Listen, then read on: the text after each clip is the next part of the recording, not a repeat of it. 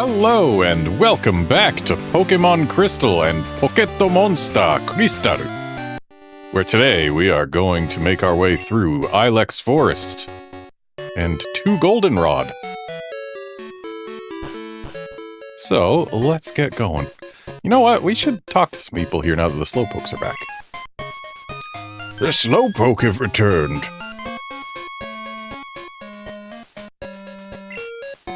Knowing them, they could have just been goofing off somewhere.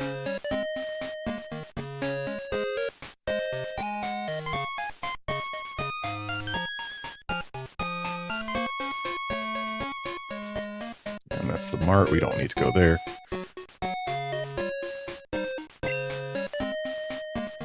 And this lady's still saying the same thing as before.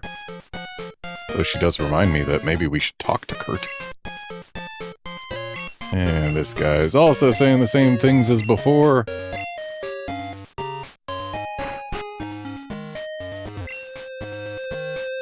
Ah, Garnet, I just finished your ball. Here.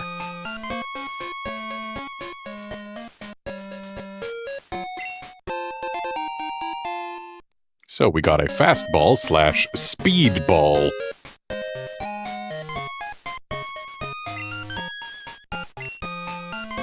That turned out great! Try catching Pokemon with it. Hey there, Calfor. Interesting that Kurt doesn't say anything about what a fastball does special. The Slowpoke my dad gave me came back. Its tail is growing back too.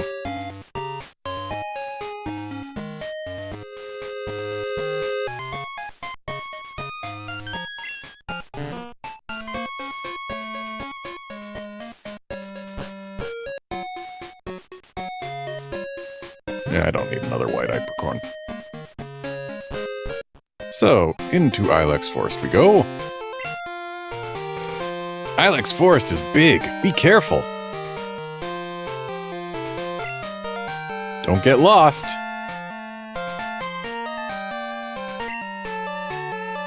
The forest is watched over by its protector. Stay out of mischief. And again, in Japanese, it's not watched over by its protector, it's watched over by its god.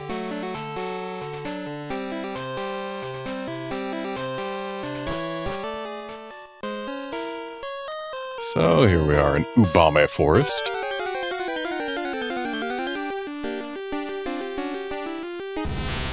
I do not need a Metapod.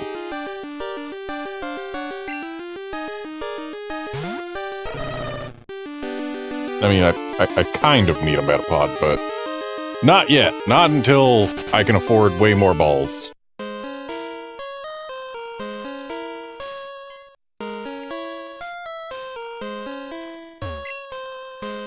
Oh man, my boss is gonna be steaming. The Farfetch that cuts trees for charcoal took off on me.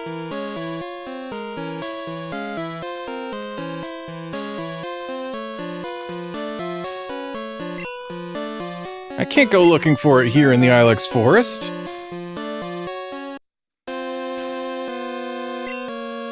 It's too big, dark, and scary for me.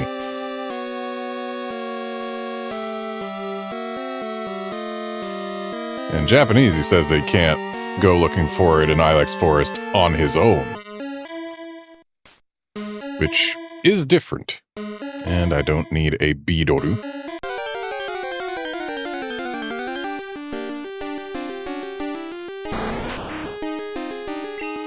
Don't need Kakuna.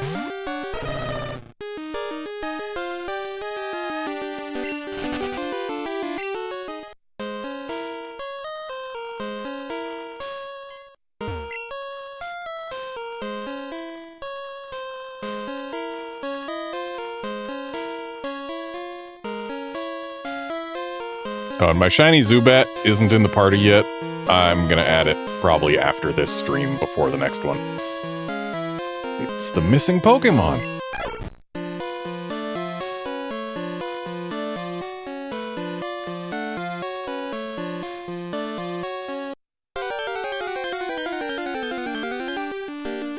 Oh, hey, our first revive.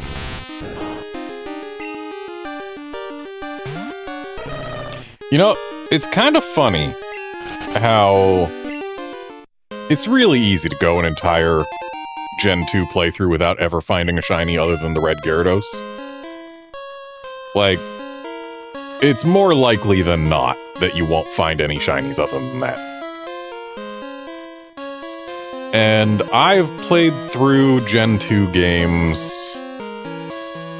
Let's see. Played through Crystal twice, Gold twice, Silver once.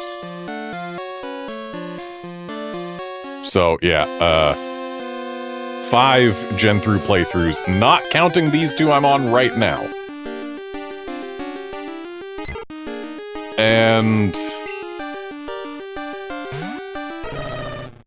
I have found exactly 2 random shinies across those 5 playthroughs. Well, 1 random shiny during those 5 and 1 here. So anyway, in all of my time playing Gen 2 games, I found 2 random shinies in the wild. And what's funny about it is that both of them have been Zubats 1 load screen away from Azalea. Really feels like there should be an item up here, but guess not.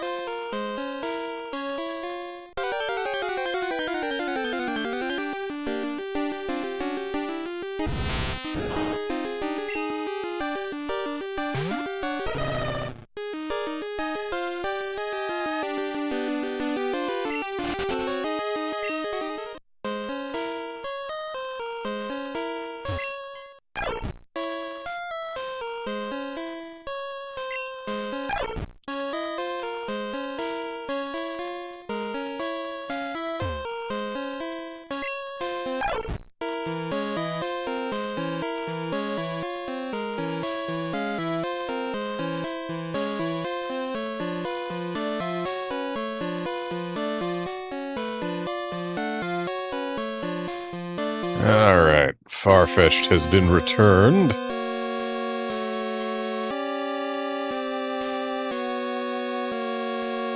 We're being accosted by another Bidoru.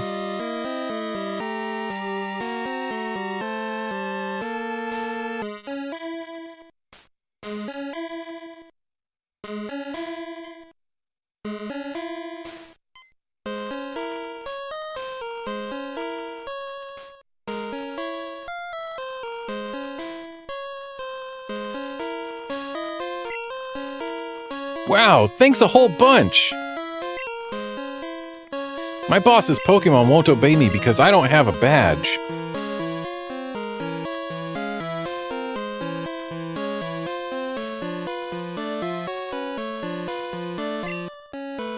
Ah, my Farfetch'd!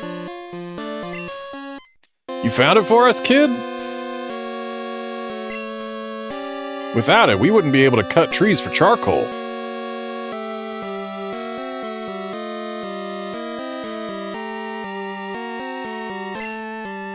Thanks, kid.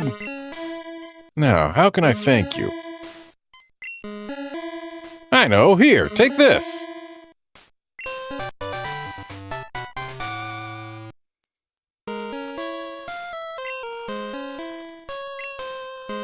That's the cut HM.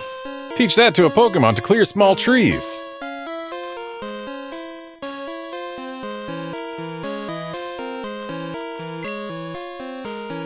Of course, you have to have the gym badge from Azalea to use it.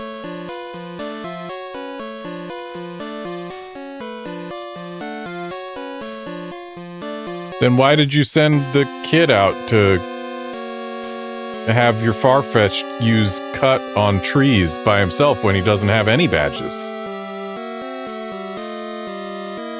Not only will your Farfetch'd not obey him because he doesn't have the badges, it also won't be able to cut trees outside of battle because he doesn't have the badge to do that. Seems that, the Charcoal Man's plan was less than well thought out. And I guess we're gonna teach Cut to Teddiursa, not that I like that.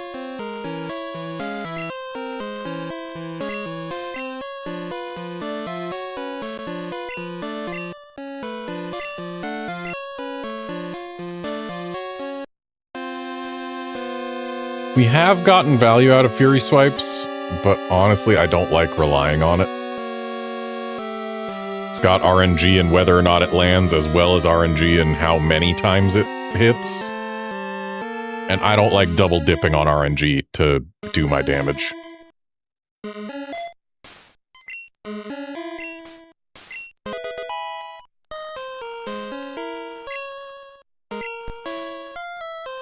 Also, we do not need Teddiursa in front right now. Not that we have many better options, but let's give Fampy a chance to do something.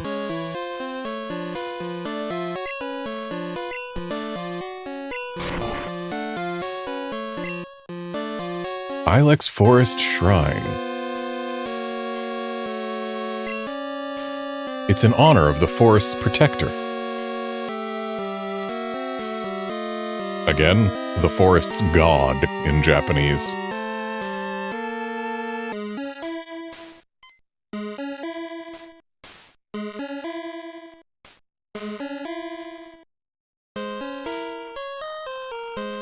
It bothers me that the gold and silver sprite for Metapod, or the Gen 2 sprite for Metapod, is based on the sprite for Metapod we got in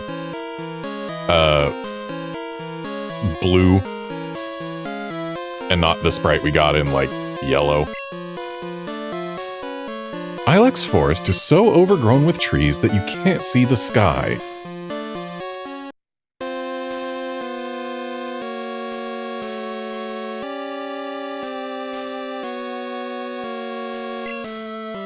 Please watch out for items that may have been dropped.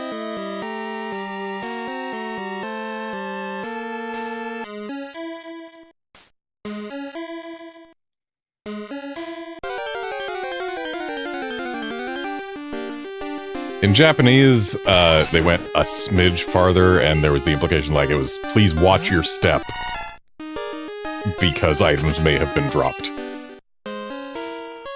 Like it was a, don't trip over items in the dark.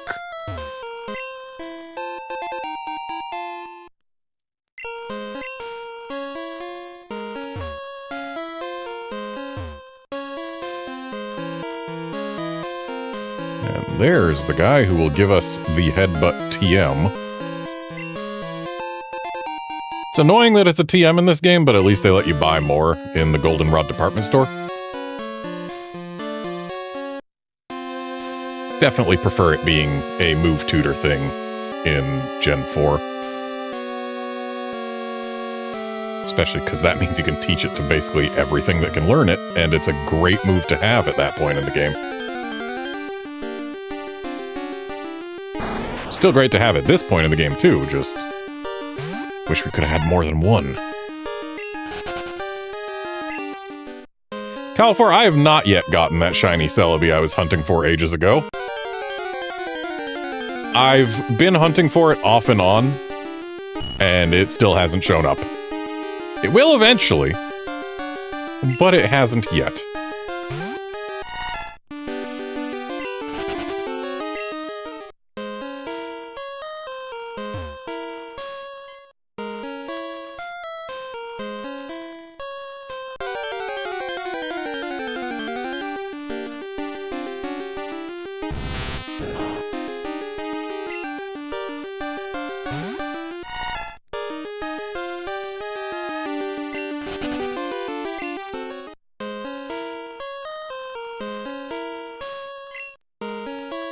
What am I doing?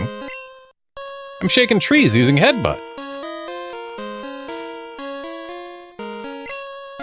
It's fun. Here, you try it too.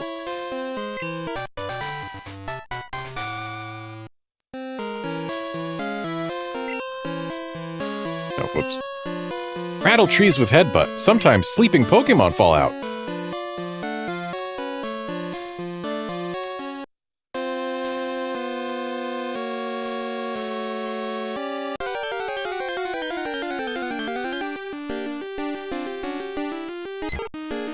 I need to decide who's going to learn a headbutt.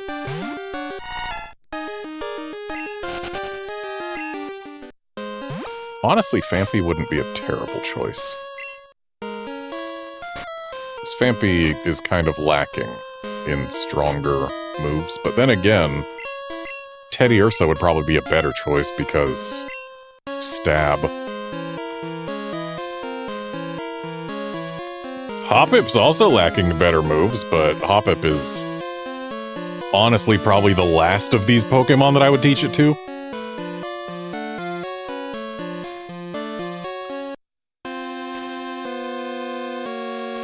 I think it would make the biggest difference on Phanpy, though.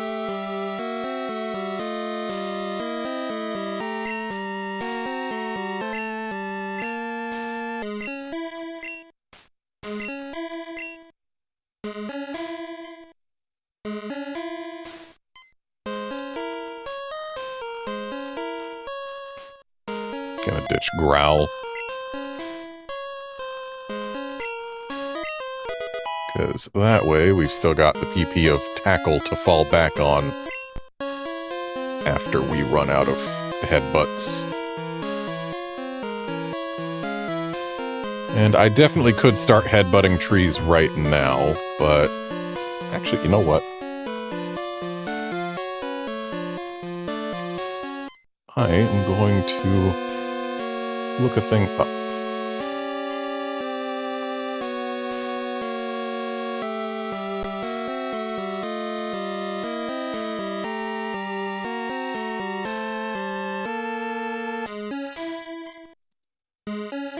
Alrighty.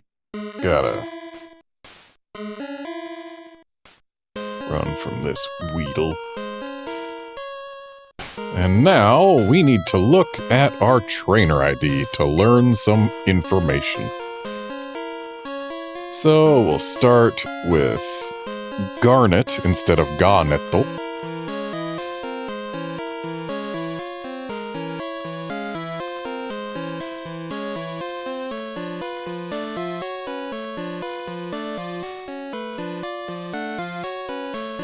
And now I need to figure out where the heck I am.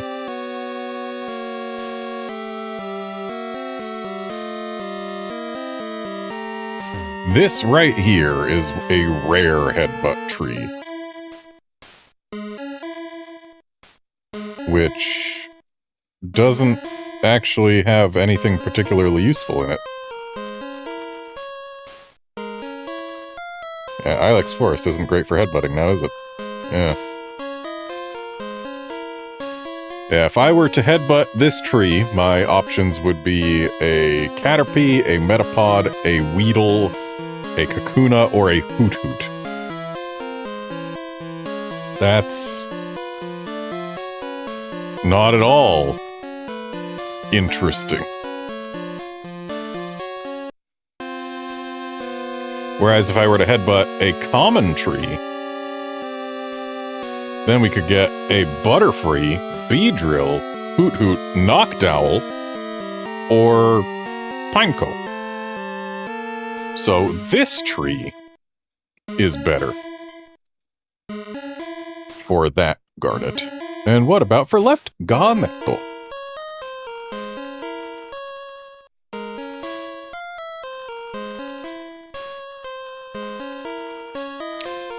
Notably, the same exact tree is a common tree for Garnetto. And therefore, we can headbutt this tree until we get a Pineco.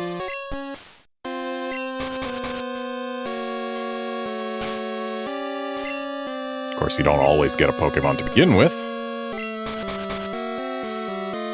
But if you keep at it, you eventually do.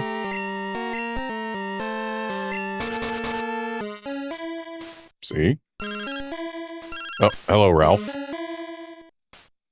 Hi, it's Uncle Ralph. I've been spending more time with my Goldeen than I have with my kids. That's a bit sad, actually. Yesterday, a wild Rattata slipped away from me in front of my kid. I was feeling down about it until he shared his Pokeballs with me. Haha, that sure made my day. You call your mom sometimes, too.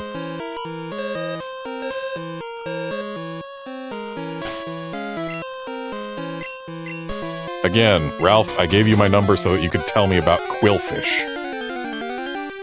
Not so you could tell me about your Goldeen or your kid. Hey, look, there's a sleepy Hoot Hoot. Because it is daytime, and therefore Hoot Hoots are asleep right now. Anyway, let's go ahead and get rid of the Pokemon that we've found.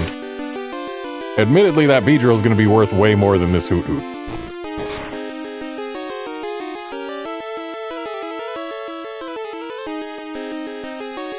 And yet they're both going to take about the same amount of effort to get rid of.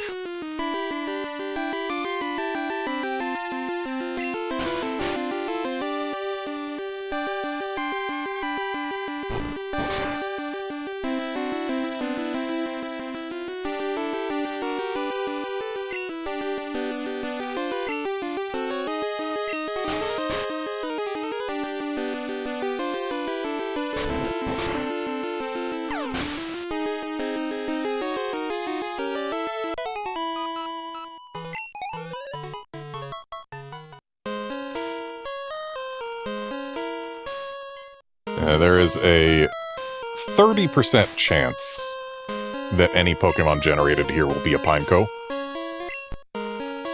Hoot Hoot is 50%, Beedrill's 5%. So left game got considerably luckier in terms of rarity of thing found. Okay, got another Pokemon on the right. It's another Hoot Hoot. Again, that is 50% of the encounter table. It's not a surprise. A Noctowl, however, is only 10% of the encounter table, and I kind of want to grab that. Because, while I do have a Hoot Hoot, I don't have a Noctowl. And I bet you that thing's higher than level 10.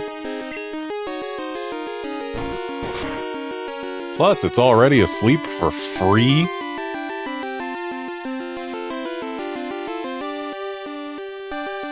So, let's go ahead and grab a Monster Ball and throw it.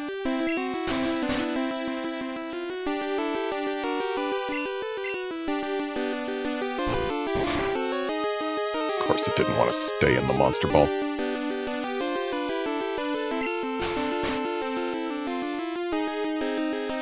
Please, Noctowl, you're in the yellow and you're asleep. Just stay in the ball.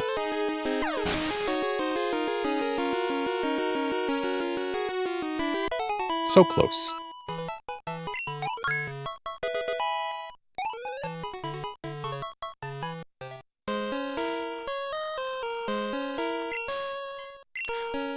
Oh, right, we don't have to open the menu to headbutt a tree.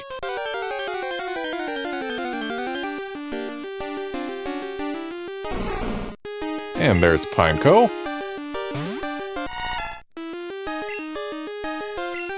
Let's give it one headbutt. You know what? Let's throw a Super Ball. Okay, Pineco's defense is considerably higher than I initially would have guessed based on how it looks.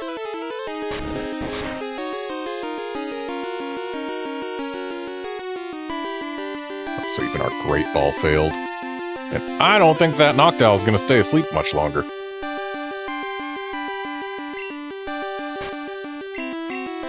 And now to Pokeball this Pineco. There we go, we caught the Noctowl before it woke up. Or, rather, we caught the Yorunozuku, which is Night Owl.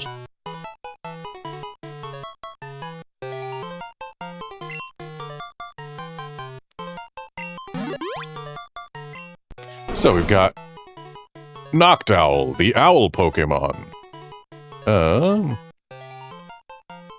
Its extremely supple wings don't make any sound at all while it flies. So it can stealthily sneak up on prey. And we've got Pineco, the bagworm Pokemon. It spits out a fluid that it uses to glue tree bark to its body. The fluid hardens when it touches air.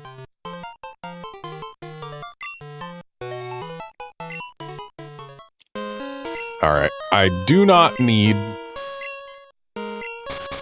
another Pineco or anything on the right, but I do need a Pineco on the left, so we're going to keep headbutting until we catch a Pineco on the left. Or, rather, until we catch a Kunugidama.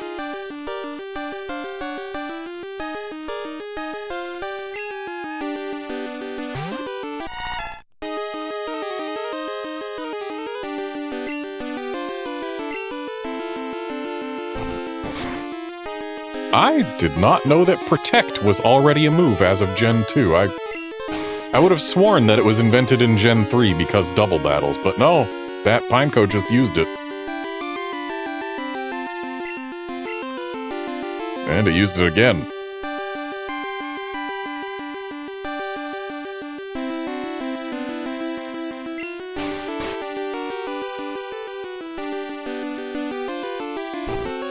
And we got a flinch. So now we throw a Monster Ball at the Pineco.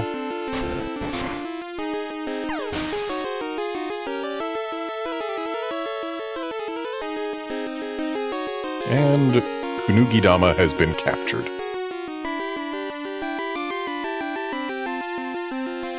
And yep, the liquid it spews from its mouth serves as a glue to stick bark to itself. And yep, it hardens when it touches air, or comes into contact with air.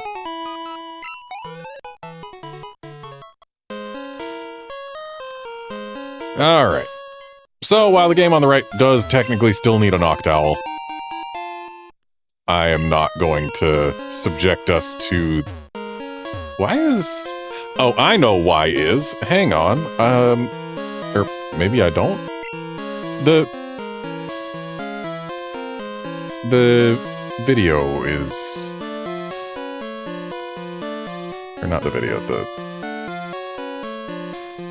something about the game on the right, when I move around, like the trees are flashing, and that shouldn't be happening.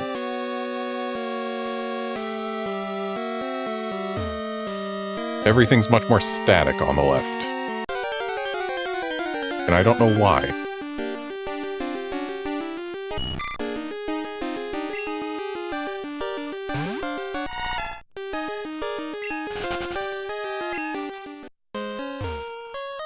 And yet now things seem more okay. Weird. Don't sneak up on me like that! You frightened a Pokemon away!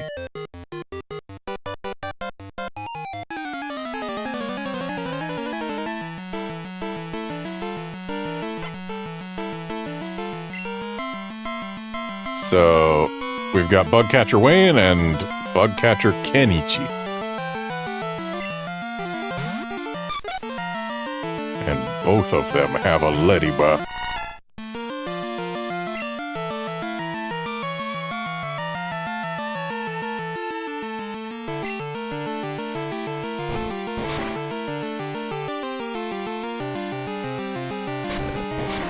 Supersonic on the left is not pleasant.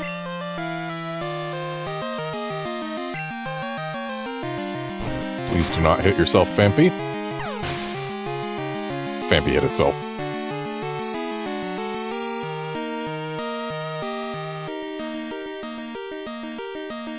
Gonna have to swap off Phanpy if it hits itself again.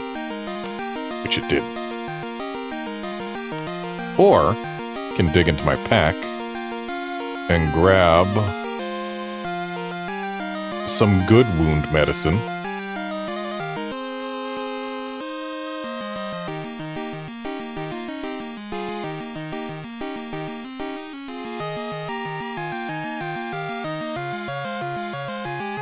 Don't hit yourself a third time, please. Hit itself a third time. I swear, if you hit yourself a fourth time... Okay, good. Confusion. Snapped out. Alright. And next is a Paris.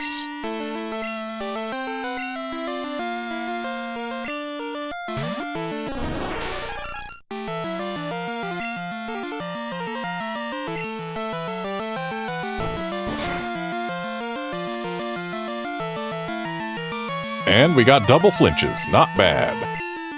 I believe the chances of getting a flinch in both games simultaneously is 1 in 100. Because it's like a 10% chance to flinch, right? Also, nice crit on the right.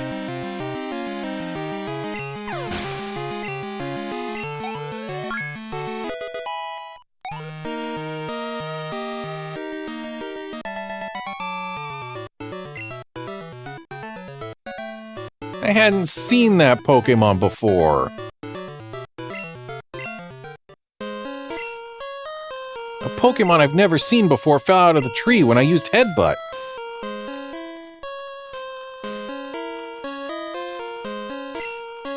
I ought to use Headbutt in other places too. Yeah, if we went back to Azalea, we could actually get ourselves a Heracross. But I'm not super into that right now. Not when we don't have many Great Balls. Heracross isn't the easiest catch.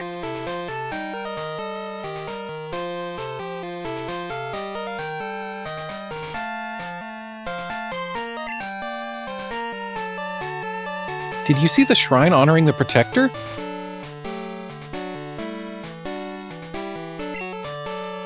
It watches over the forest from across time.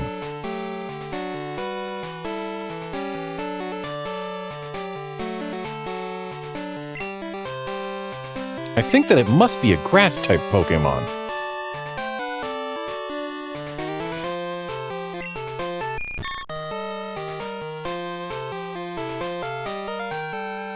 So, in English, the Butterfree says free. But in Japanese, the Batafree says fee. Oh, honey, you're making a Pokédex? It must be hard if Pokemon won't appear. Try using this TM.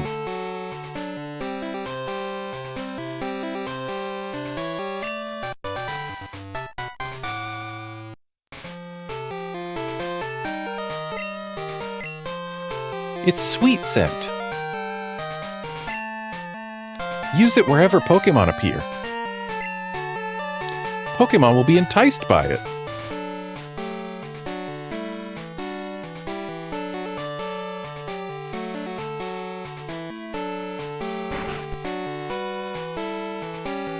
Okay, so now we're on Route 34, where the Headbutt trees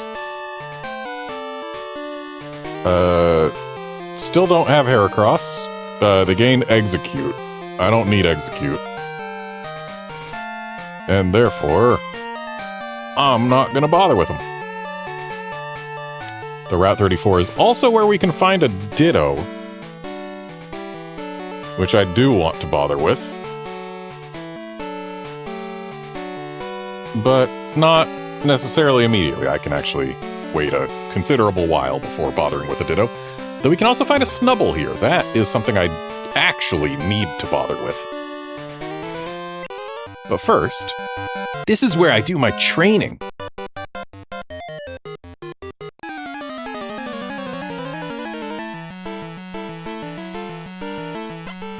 Because yeah, the Ditto I want to use in these games is not actually going to come from these games. And we've got youngster Samuel, or Shorts Kid Kota.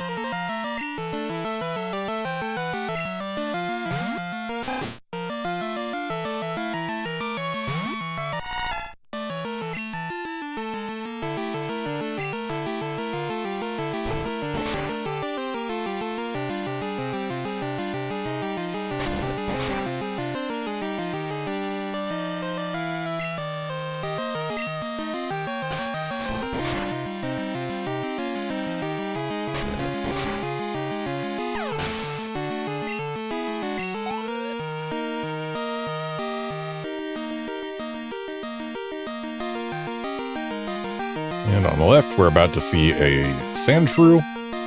And same on the right. So Sandshrew and Sandal. Hey there, guard. I'm doing fine. Hope you are too.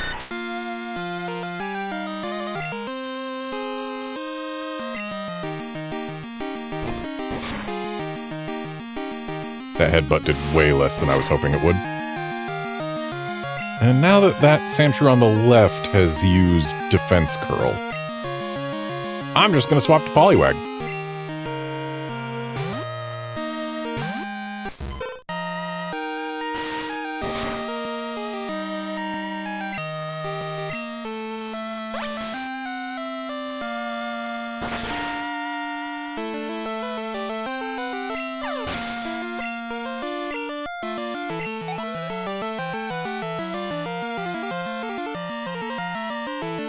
And here comes a Spearow on the left and on the right. And we do swap Pokemon for the sake of XP gains. Let's swap to Hoppip.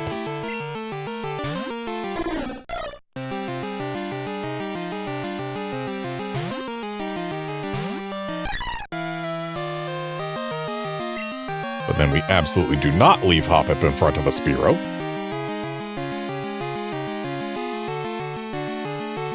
Feels kind of wrong to not have Quilava be my highest level Pokemon. I'm gonna... Well, no, I shouldn't fix that, because then I'm just setting myself up to be ruined by Whitney. And that Miltank's rollout. Still, I'd like to at least get it to level 16.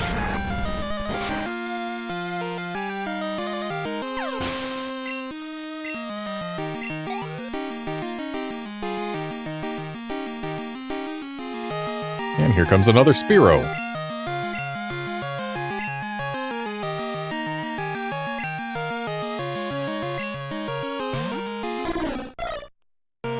Still weirds me out that Spearow only shakes one of its feet.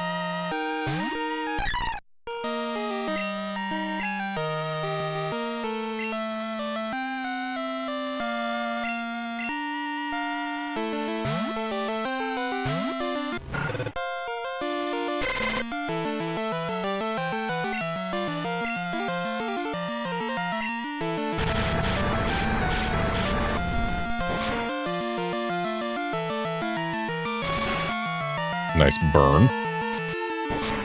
Makes up for not having gotten the one shot.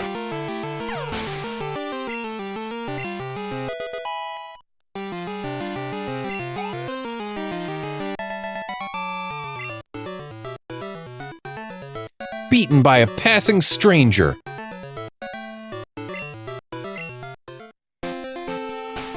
And let's actually swap our Hoppip out front for future battles.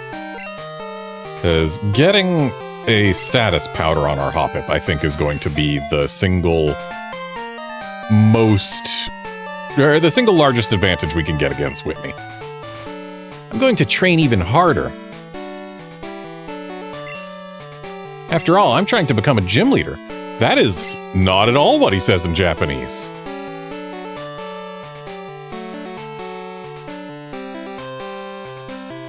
In Japanese, he says, "Have you been to Goldenrod already? The Pokemon Center's changed a lot. Isn't it surprising?" Which, again, is a reference to a feature that is in Pokemon Crystal in Japan, but not in the Western release.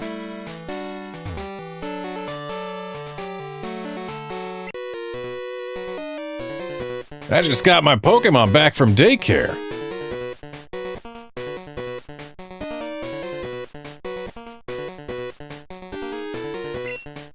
Let's see how much stronger it got.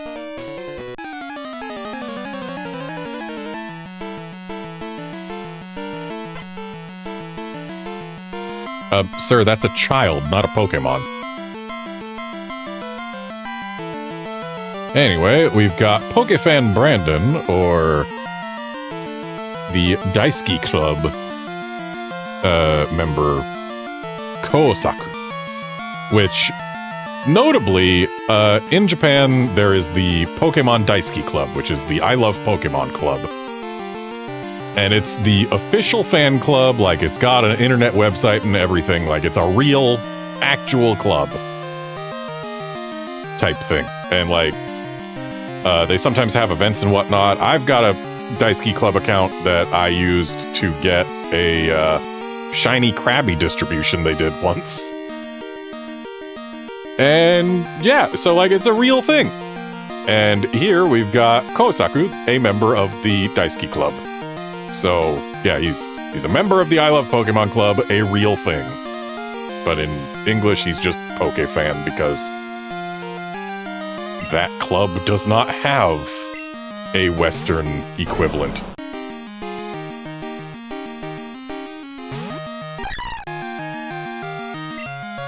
Anyway, we're not gonna be using that Hoppip out there.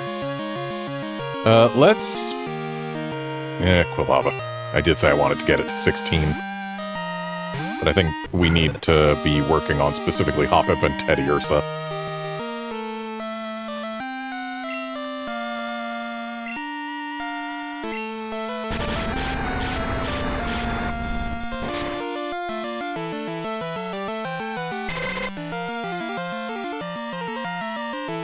I don't feel like Scary Face should be Laser Eyes. I really don't.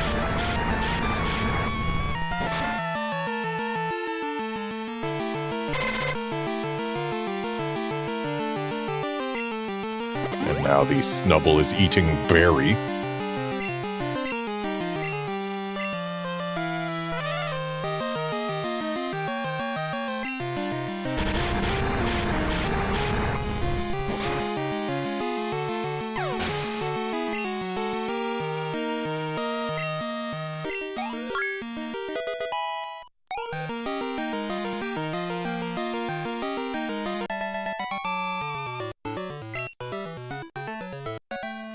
Why does it end this way?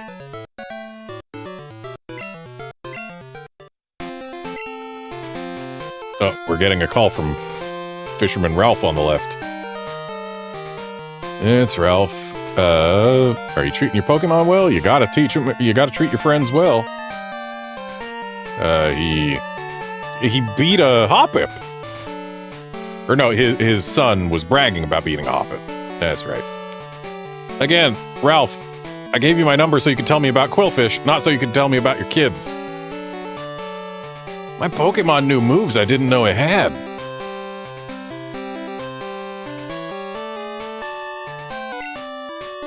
That confounded me to no end.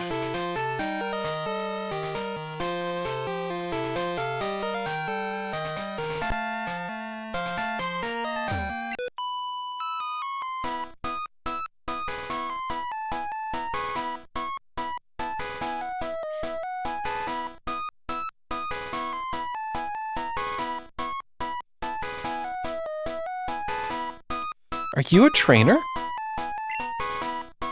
Let's have a practice battle.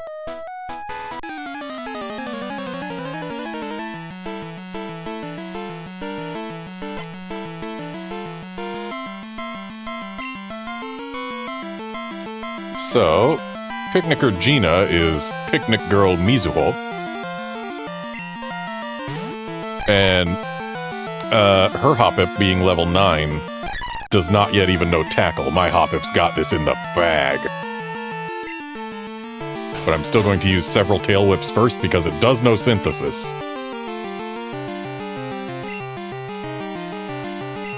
And we need to be able to damage it enough that Synthesis doesn't completely undo all of our effort.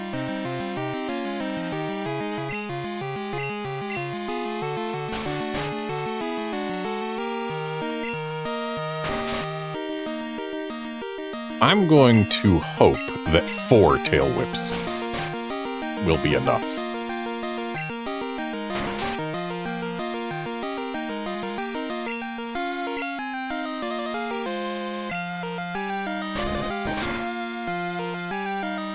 Yep, 4 Tail Whips is enough to get through Synthesis.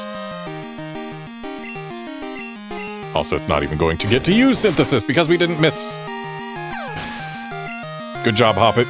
You've taken out a Pokemon on your own for the first time ever.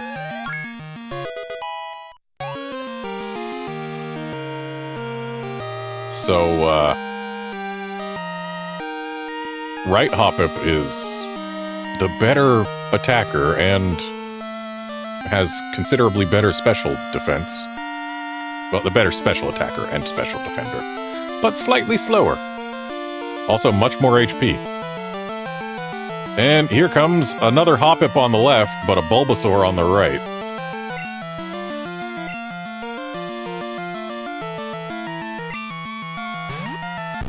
Alright, well, with that Hoppip being level 9 also, our Hoppip is going to battle it, but the Bulbasaur we are going to let Teddiursa handle.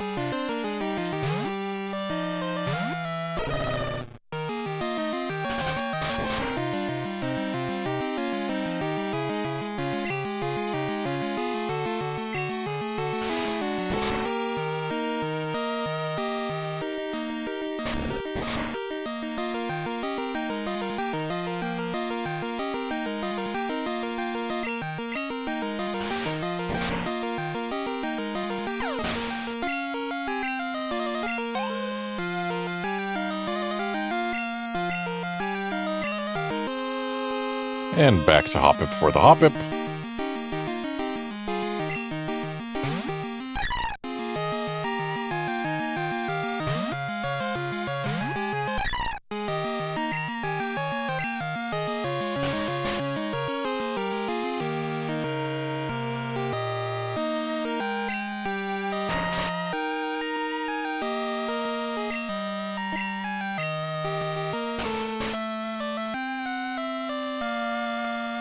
And we got the Hoppip down on the left.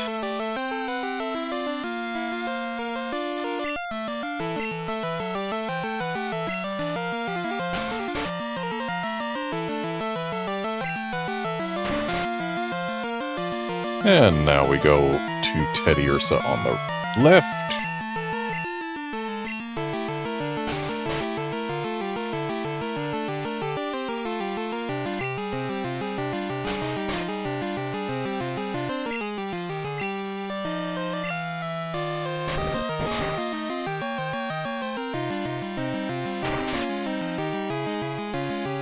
Don't like that the Bulbasaur growled us.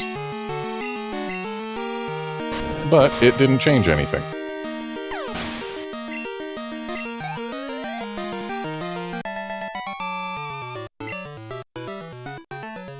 Oh no! I just can't win!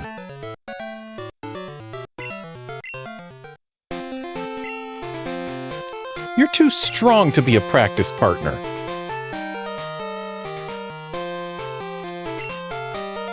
Whenever I see a strong trainer, I want to be their cheerleader. When I'm on my walks, I sometimes pick up items, plural.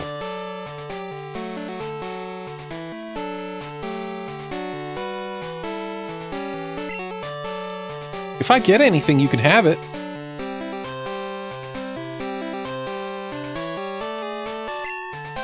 Want to give me your number? Sorry, but no. I'll call as soon as I get anything. Is that so? Well, I'll still be rooting for you. While there are trainers who exist to pick up items who I will give my number to, she isn't one of them because she doesn't give us any items that we can't get anywhere else. I'm the best in my class at Pokemon. Well, I'll have you know, kid, I'm not in your class. Youngster Ian and Shorts Kid Shohei.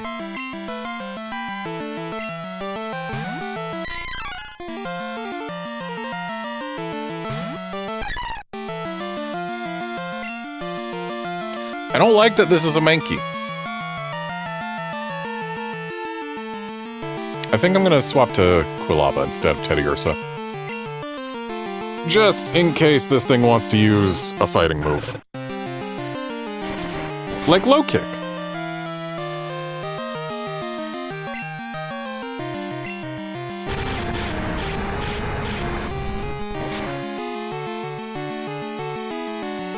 Nice burn on the left.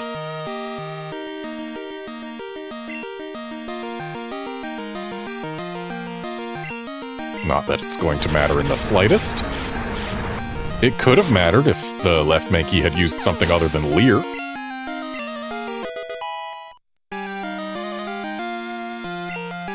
Poison Powder is not terrible. It's better than Splash. Admittedly, I would prefer Stun Spore or Sleep Powder. But again, Poison Powder is better than Splash.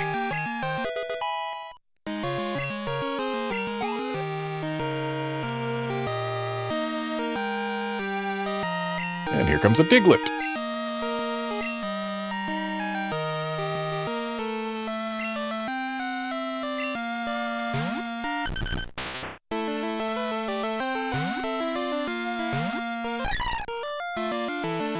So, Hoppip is part flying, and Diglett's defense is like 3.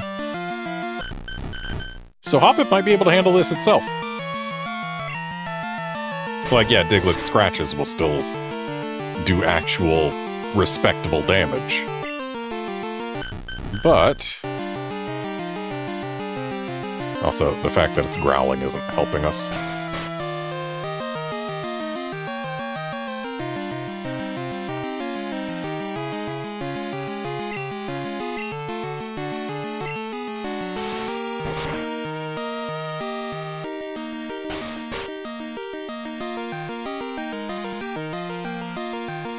Ooh, nice crit on the left.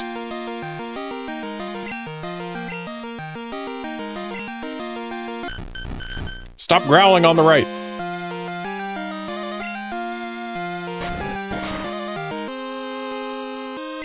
Honestly, a Poison Powder would not be a terrible idea on the right at this point.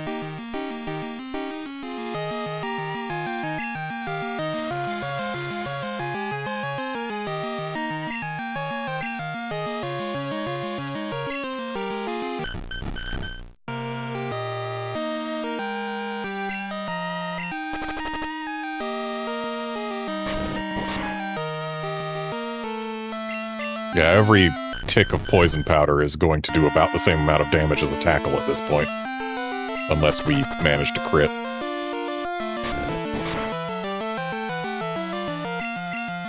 So I believe I have, with the 2 ticks of Poison Powder, gotten...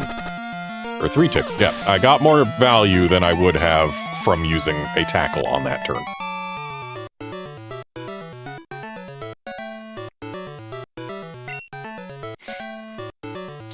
No, there are better trainers.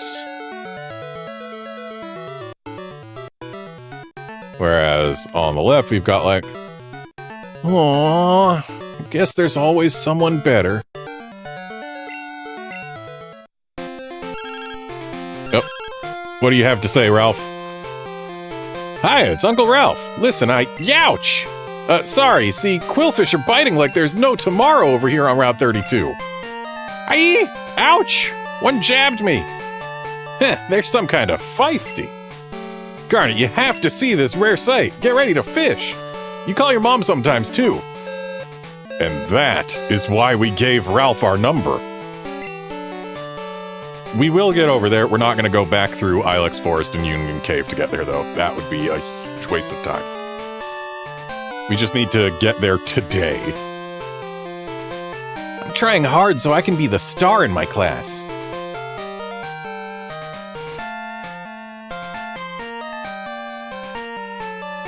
So, if we go to the daycare here, we can get an egg that has a 1 in 8 chance of being shiny. But also, hatching it requires hatching it, which is annoying as heck. Takes way too long in this game. I'm gonna go ahead and save that for later. I'm on patrol for suspicious individuals. And if it was nighttime, he would consider us suspicious, because that is tradition for policemen in Pokemon games. I'm confident in my ability to raise Pokemon. Wanna see? So in Japanese, it was, rather than wanna see, it was like, let's battle. Or so let's battle. So we've got Camper Todd and Camp Boy Yoichi.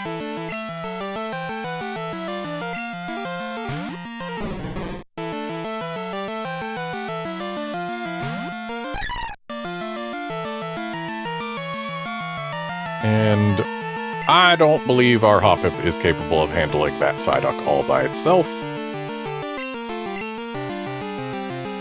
So is bear time.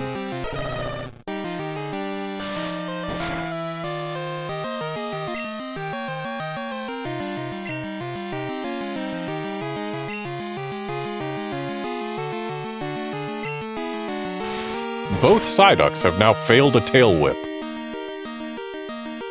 But they've also both crit with Scratch.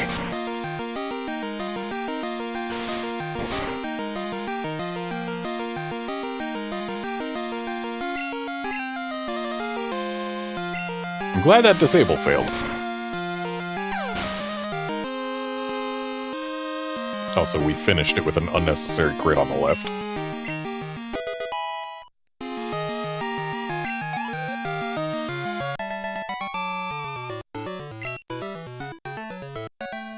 Did I screw up my training?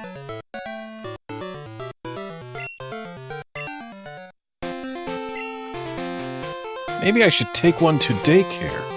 Or maybe use some items.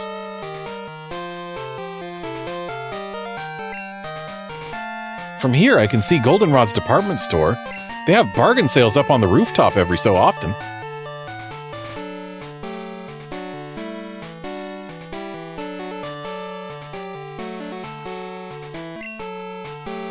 Can I get your phone number? I'll call you when they have a sale.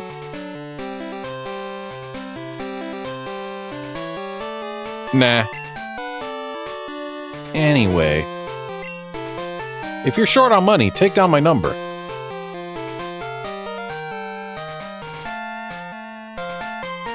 So in Japanese, it wasn't like anyway, it was, well, okay. But if you're ever short on money, then ask for my number. I'll call you when there's a sale.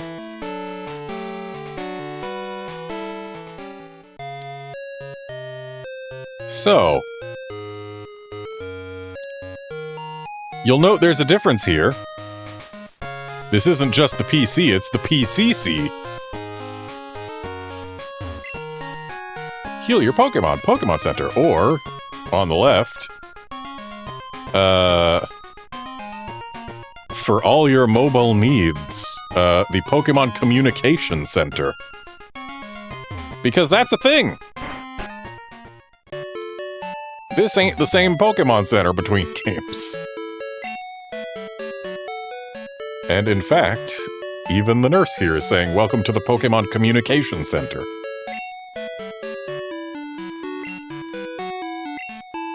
And yet, her other text is still the same as usual.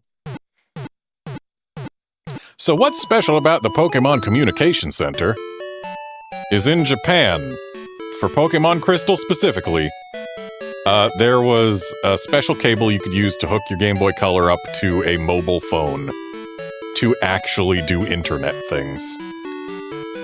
Now, since I am playing using my cartridge in my Epilogue Operator, which is...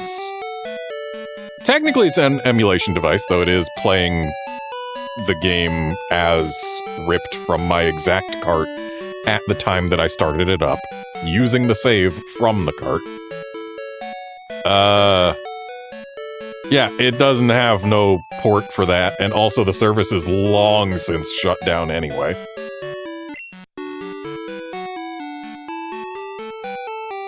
But it was a whole thing. Anyway, let's talk to the people who look like they might be the same people. The Coliseum upstairs is for Link battles. And... yep, in Japanese he says that the Coliseum on the second floor is used for Link battles. Battle records are posted on the wall, so I can't afford to lose.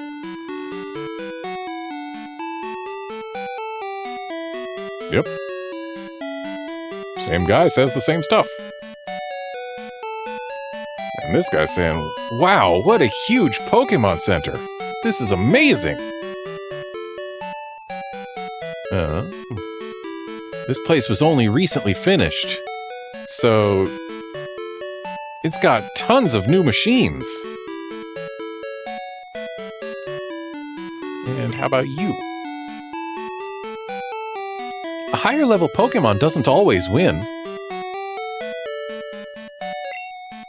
After all, it may have a type disadvantage.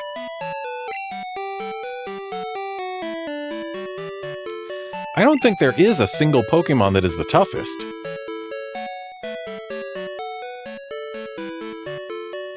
Well, it depends on your definition of the toughest, really.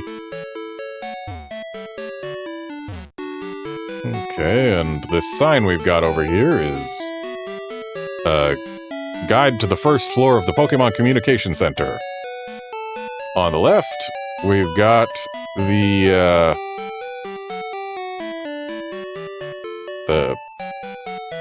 management room, monitoring room, some kind of room for managing things. In the middle, we've got the trade corner. And on the right is the Pokemon news. And this guy's saying that Goldenrod's Pokemon Center... he heard Goldenrod's Pokemon Center had machines that that nobody had ever seen before, so he came to check them out. But apparently they're still getting everything ready. Oh, we've got a call from Ralph.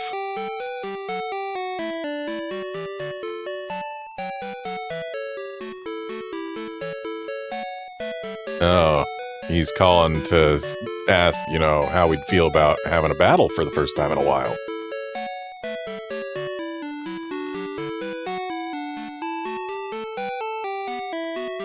And apparently we said yes. And he is now saying that he likes, he likes a kid who's quick on the uptake or whatever. And he'll be waiting on Route 32. And that we should call our mom once in a while.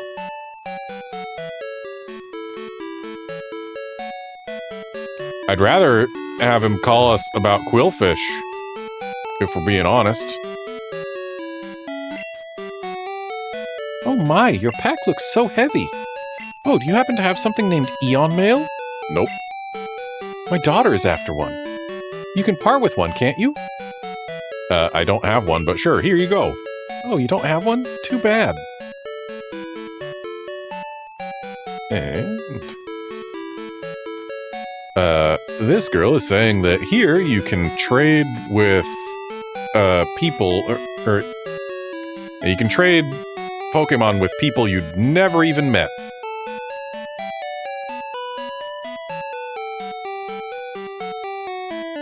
But they're still, getting everything configured.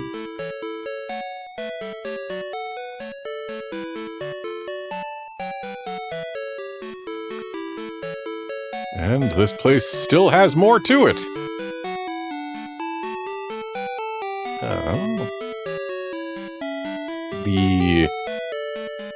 The things here are apparently still not able to be used.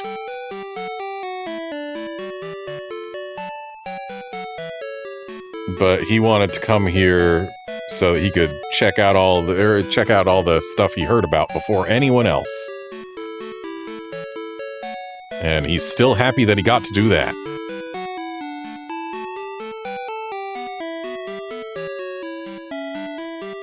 And this guy's asking, what even is a news machine?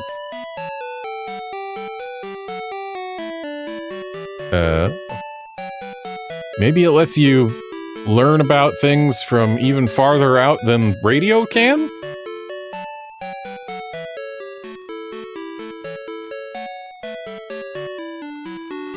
And this lady's saying,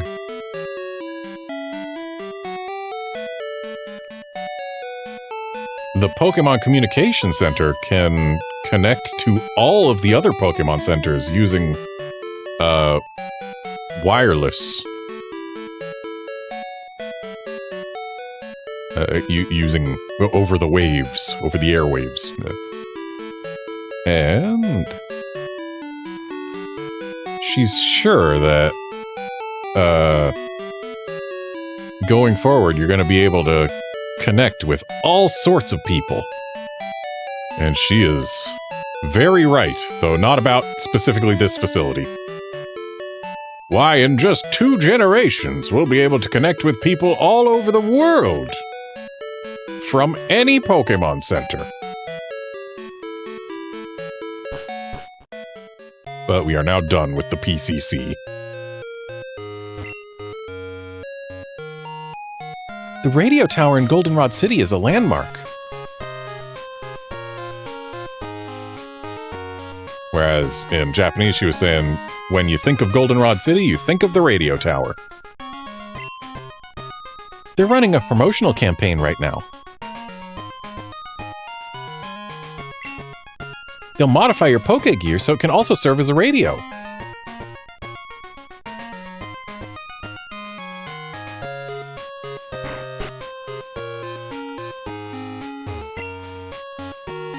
Mom's good at bargain hunting. In Japanese, she just says that Mom's good at shopping. She always buys stuff at lower prices. And now, that is basically the same thing. I'm raring to shop again today.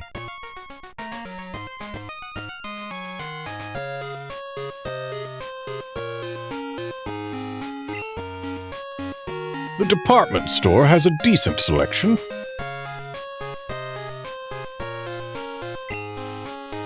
But some items are only available as Game Corner prizes. Whereas in Japanese, the Goldenrod department store has a lot of things on sale. But there are some things that you can only get as prizes in the Game Corner in this city. Yep. Welcome to Goldenrod Department Store.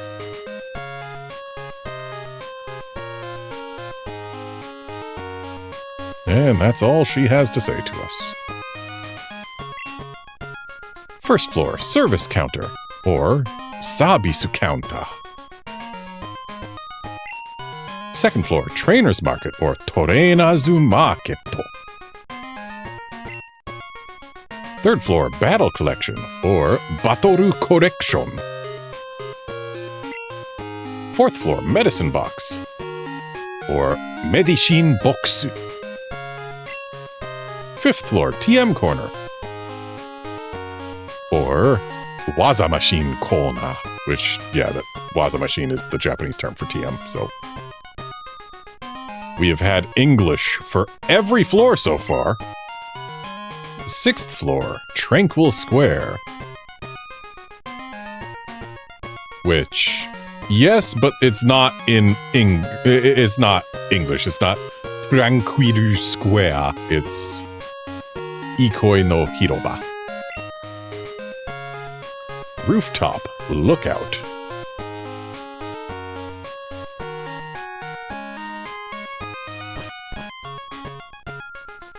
So floors 1 through 5 are all effectively identically named in Japanese and English using English words. Alright, do I want to buy anything from this guy? Not really.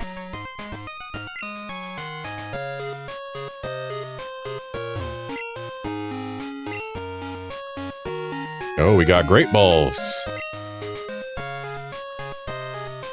Can't afford that many, but I'll get 5.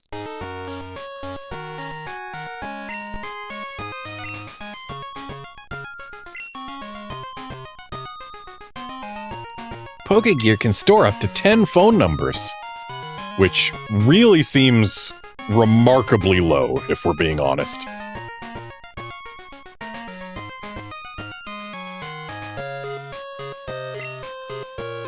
It's hard to decide which numbers to keep.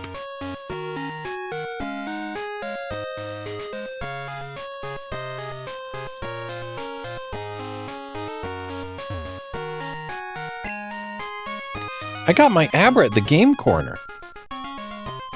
when you can find wild abras literally one route south of here.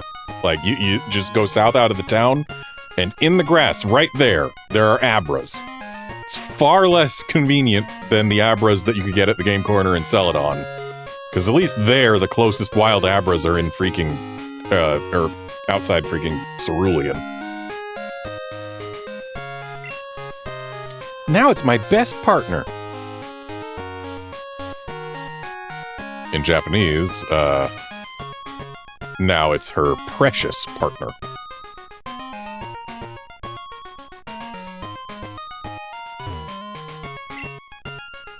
This department store makes me realize that Goldenrod is a big city.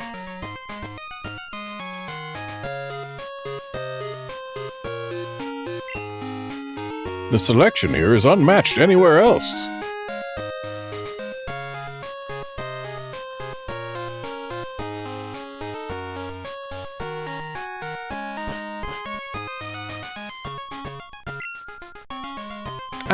I'm really impatient.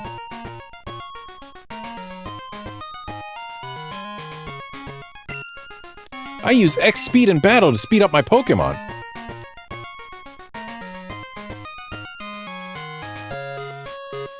In Japanese, it's more like, I'm really impatient.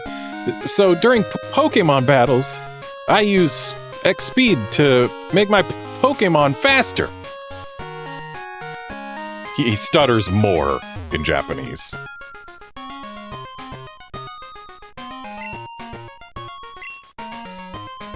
And I don't feel like buying any of these.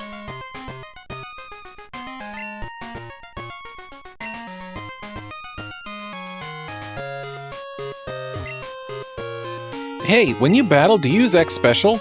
Nope, I don't. It's awesome. It really jacks up special attack.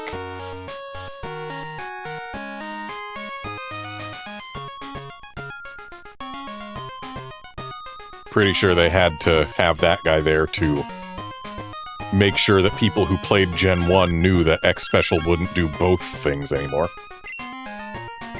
And Ralph just wants to make sure we are taking good care of our Pokemon now. Oh no, a Bellsprout got away from him in front as a kid.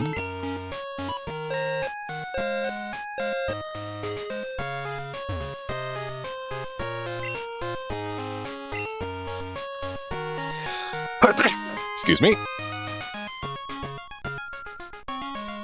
Hey, we can actually buy HP ups in the Japanese game now. Couldn't do that in Gen 1.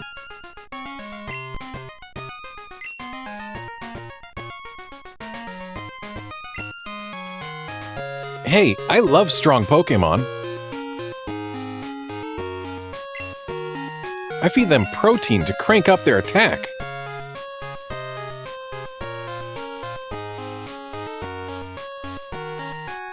In Japanese, it's more like he's constantly feeding them protein to crank up their attack.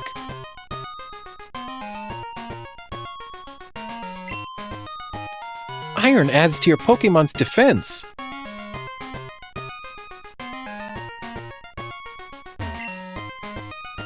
Some Pokemon evolve only by being traded via a Game Link cable.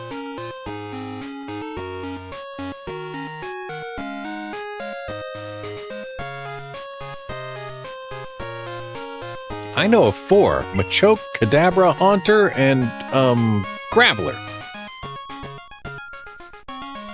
There's no hesitation in Japanese.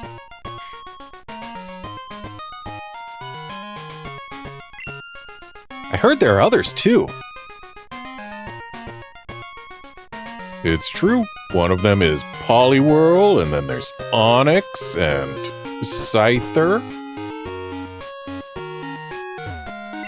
And Slowpoke. You can't rename a Pokemon you get in a trade. The name is a reflection of the original trainer's feelings for it.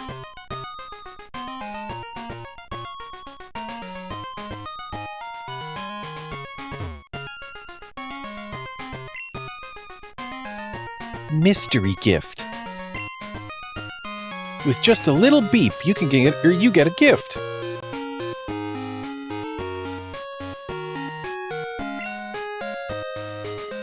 I collect Pokemon. Do you have Abra? Want to trade it for my Machop?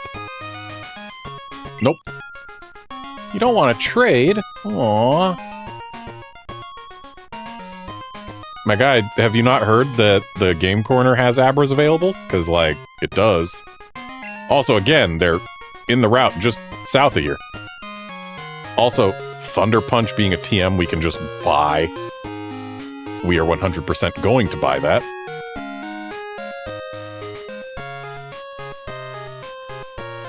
And that's Headbutt right there. So yeah, the 3 Elemental Punches plus Headbutt is not a terrible selection of moves to be able to buy here. In fact, I don't believe we have, like, a nugget or anything to sell, but that doesn't mean we have nothing at all. I don't need this X Defend.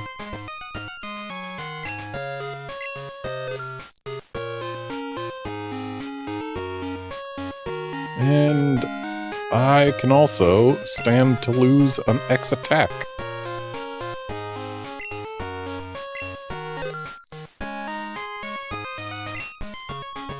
And now I can actually buy Thunder Punch, which is going to be very useful on Typhlosion specifically.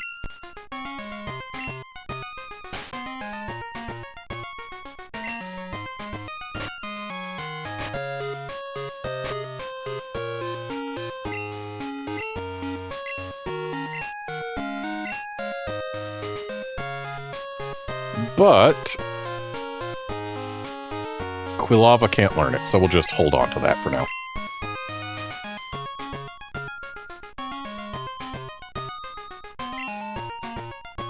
On Sundays, a lady comes to check out Pokemon.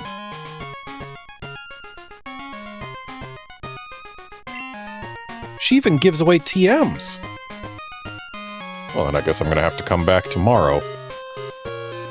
I won't be doing that on stream.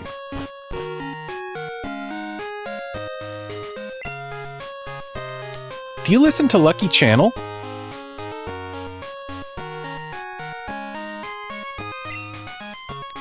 If you want to win, trade Pokemon with as many people as possible to get different ID numbers.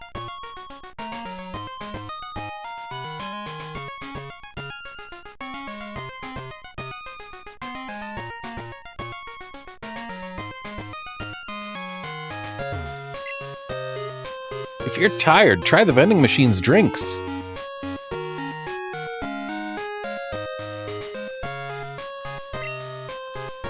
Your Pokemon will love them too.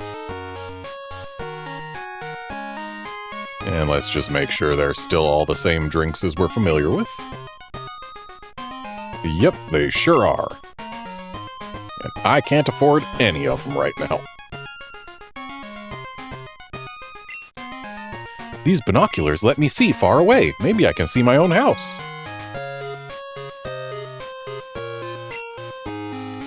Is it the one with the green roof?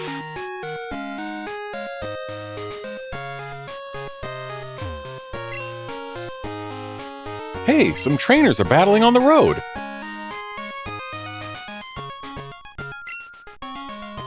A Pokemon fired a flurry of leaves.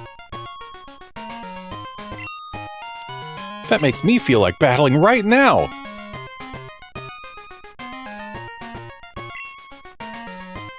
Oh, wow!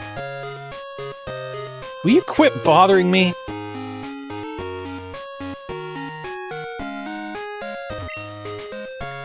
Phew, I'm tired. I sometimes come up to the rooftop to take a break from shopping.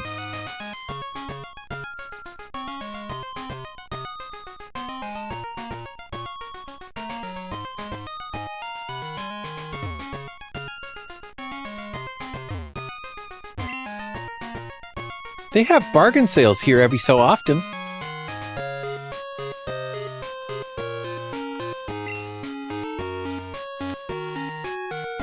A vending machine for Pokemon dolls?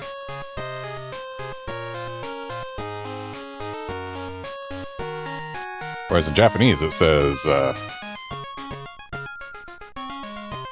put some money in and spin the handle and a small Pokemon doll will come out. It's a vending machine where you do that.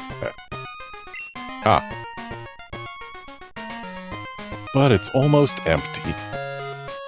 So basically the same stuff between languages, just in different orders. Pardon? Who says an adult can't get into this?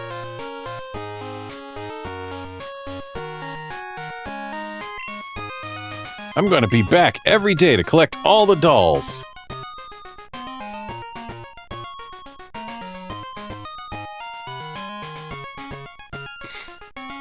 So, notably, these are gachapon machines, which, yeah, they got little capsules. You spin the thing, capsule comes out, you open it up, you get your prize. Most stores that have these will have, like, a bin nearby for you to put the empty capsules into. But apparently here at the Goldenrod department store, they don't, and that's why we've got those little circles on the floor next to these machines. Somebody's just been tossing empty capsules on the ground.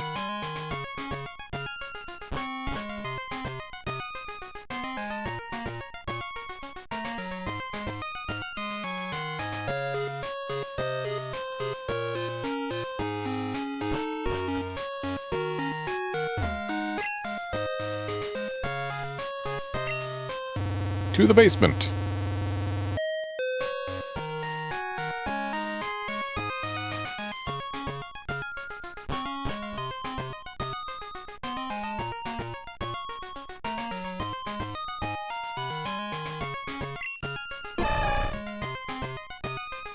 Oh.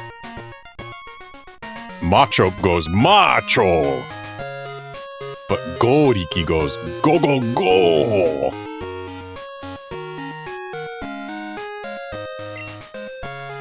I lose my passion for work if someone's watching.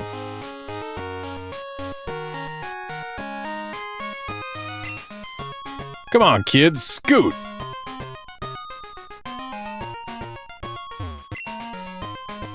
Hey, kid, you're holding us up! Our policy is to work behind the scenes where no one can see us.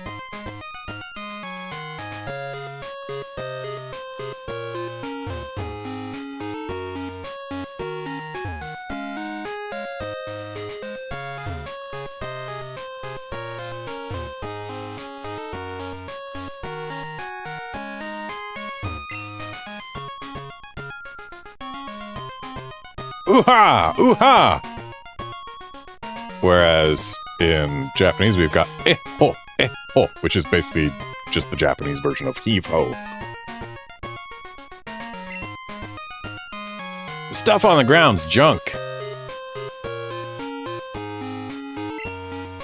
Take it if you want it.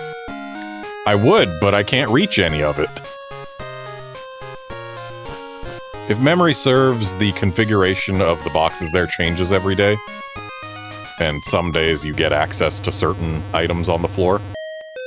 And apparently on Saturdays you don't get access to any of it.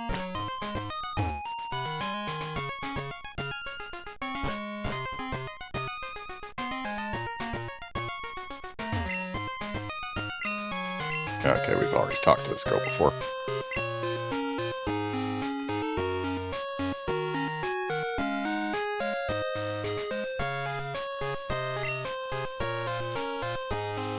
Your playground. Goldenrod City Game Corner. Whereas in Japanese, it's everybody's playground, not just mine. I feel sorry for the owner of this building. Because, it got shrunk in the Japanese game to accommodate the PCC. Phew, this is one big town. I don't know where anything is.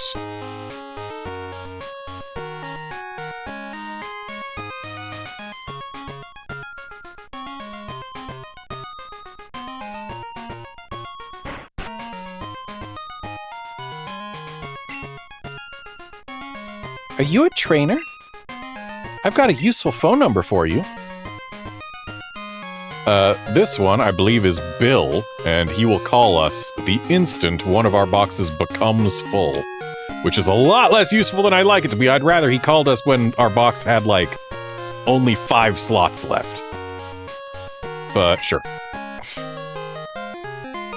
Yep, we got Bill's number. My big brother Bill made the PC Pokemon storage system.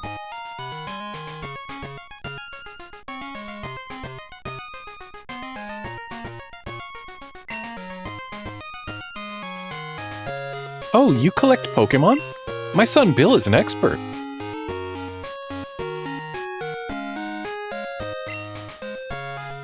He just got called to the Pokemon Center in Ecruteak City.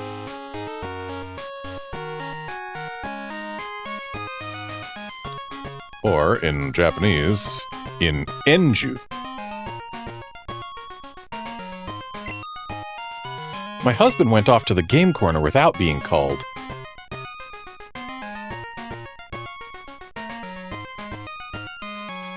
Wow, apparently your husband's got a gambling problem.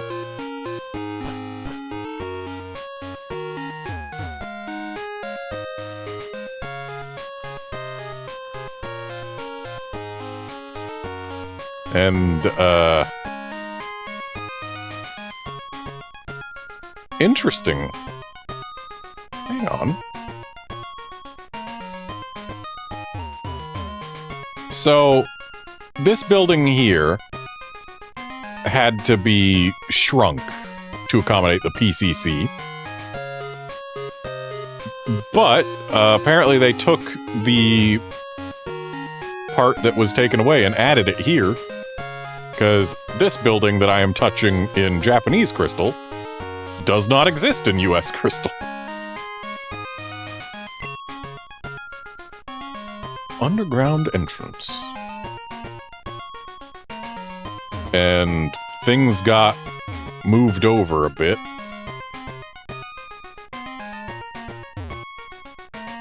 Here we see another building that has disappeared in the Japanese game.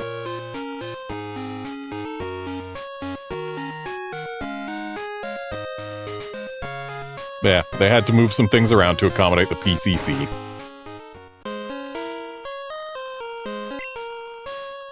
There are some shops downstairs. But there are also trainers. I'm scared to go down there.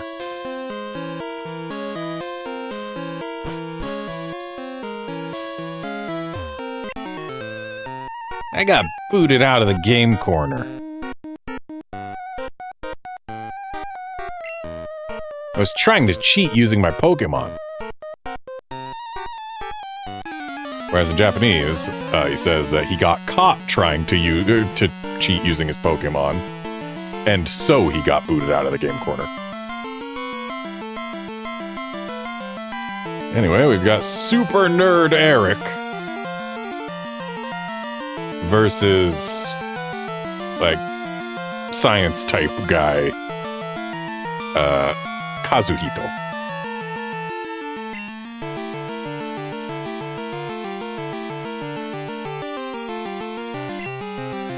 And that is a Grimer. Honestly, I think I prefer the Pokemon Blue sprite for Grimer.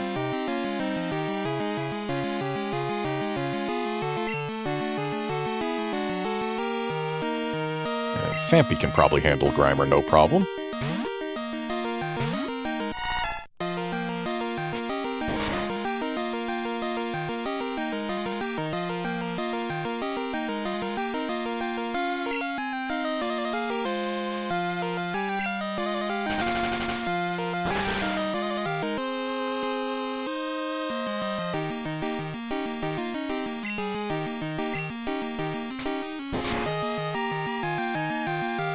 And left Grimer has hardened.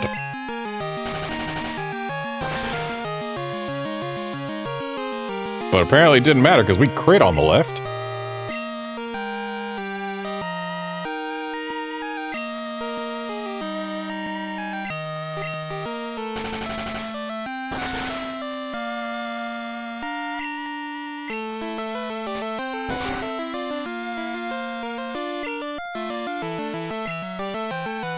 Hey there, Outlander.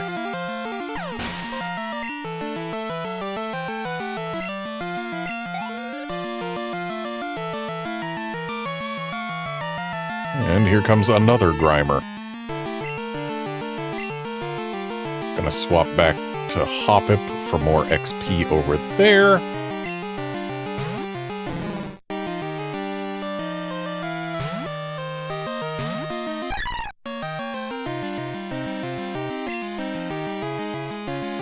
But then back to Fanpy.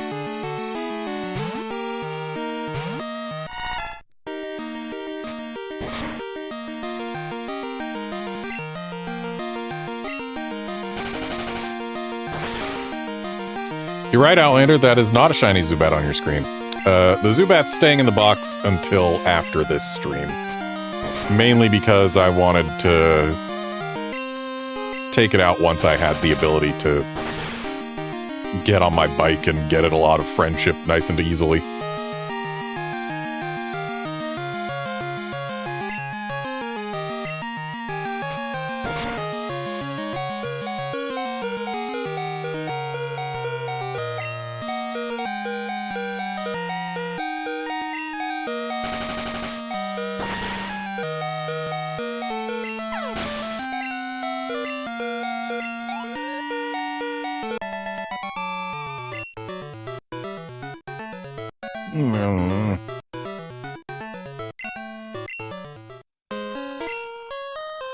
I guess I have to do things fair and square.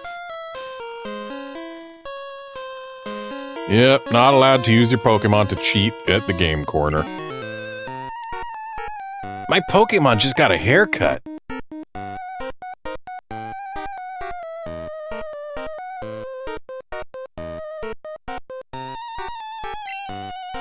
I'll show you how strong it is.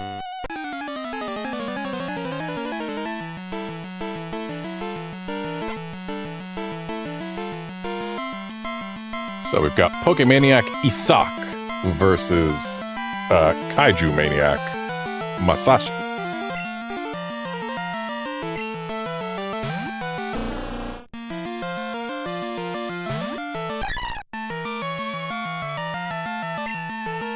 I don't like thinking of Lickitung as being a Pokemon with hair, but it is.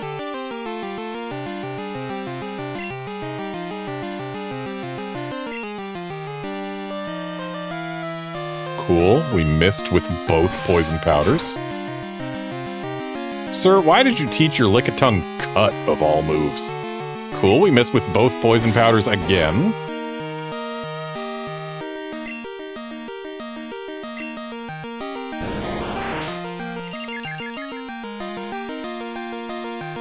It amuses me that when you have a Hoppip use Synthesis in this game, it temporarily looks like a shiny.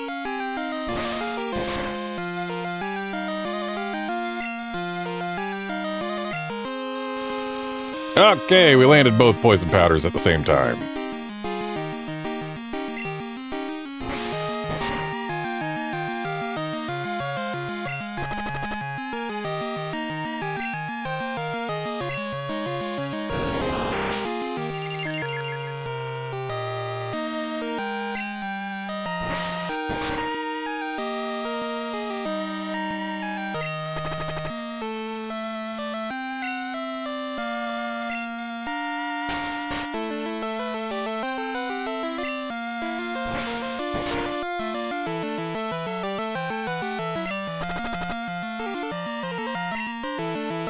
And another Synthesis.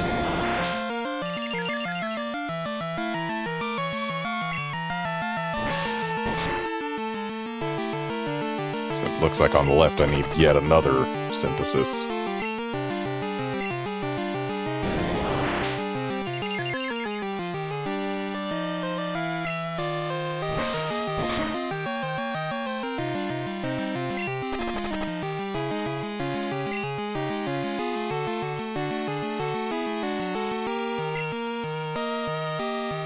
Honestly, Outlander, I would say that Cut should be Steel type in Gen 2. Because it's literally an EI slash. which generally would require there to be something sheathed to then do an unsheathing slash.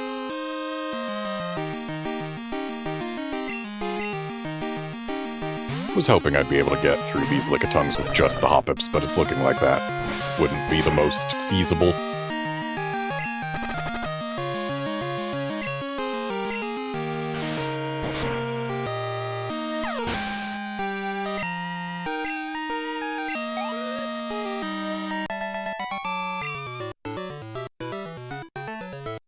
Screaming noise in both games.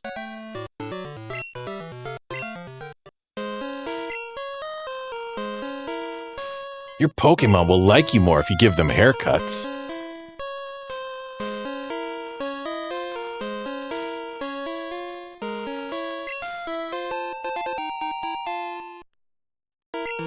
And now that I have a coin case, I can go waste my life gambling. Not that I'm going to. Hello, dear. I sell inexpensive herbal medicine. They're good, but a trifle bitter. In Japanese, she says that she sells potent but inexpensive herbal medicines. But because they're so bitter, Pokemon don't really like them. Your Pokemon may not like them. No thanks. Come again, dear.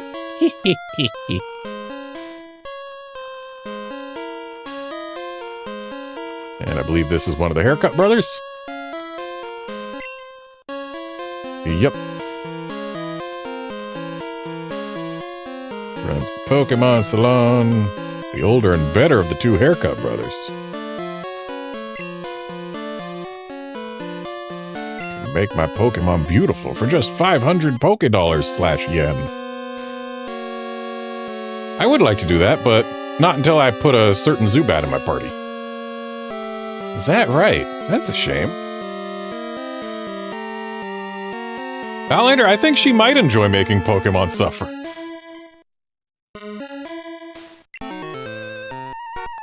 Do you consider type alignments in battle? If you know your type advantages, you'll do better in battle.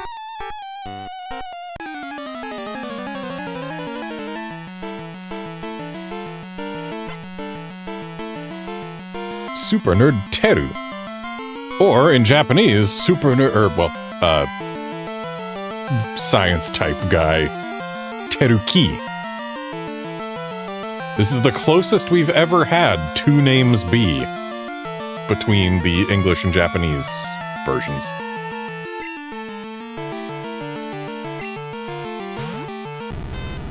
Dude talking about type advantages and throws out a steel type.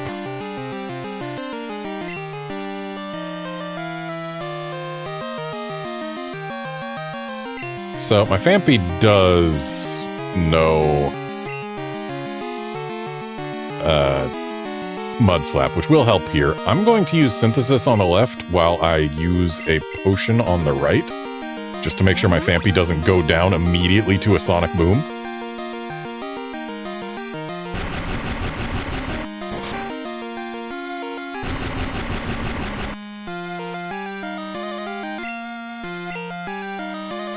And of course, Hoppip got paralyzed, but that's fine. We were gonna change to Phanpy anyway.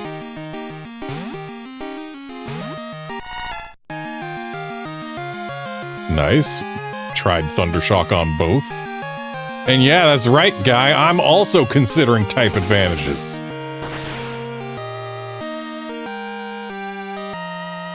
Like that advantage. You jerk. Stun Spore, there we go.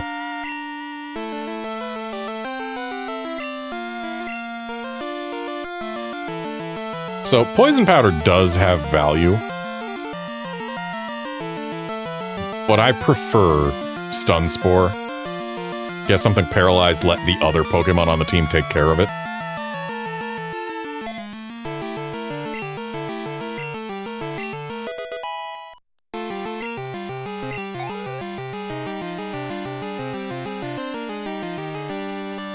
And here comes a Voltorb on the left and a Magnemite on the right.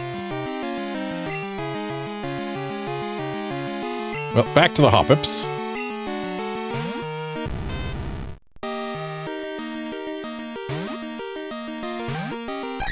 And for the Voltorb, I will send out my bear. For the Magnemite, our elephant will work.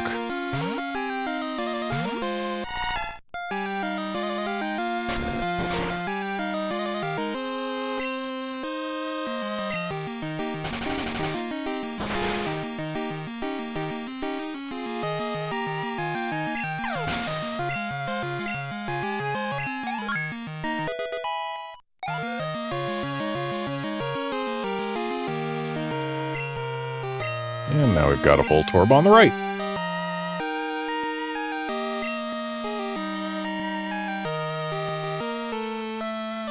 And we've got Magnemite coming on the left. So back to Hoppip in both games.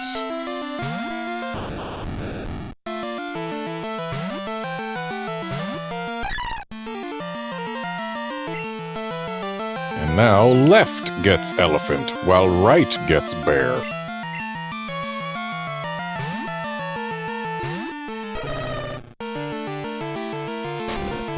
Magnemite just missed a tackle.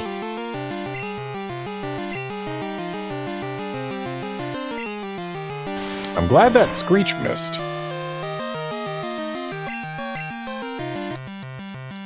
That one didn't. But it's not gonna matter.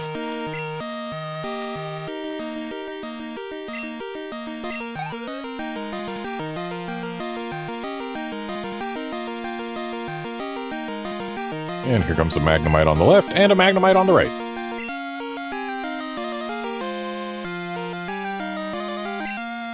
Back to the Hoppips.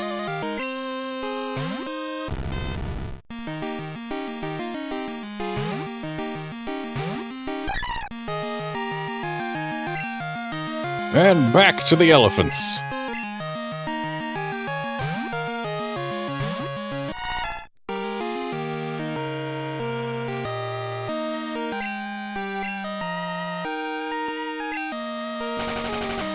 And that was my last mud slap on the left.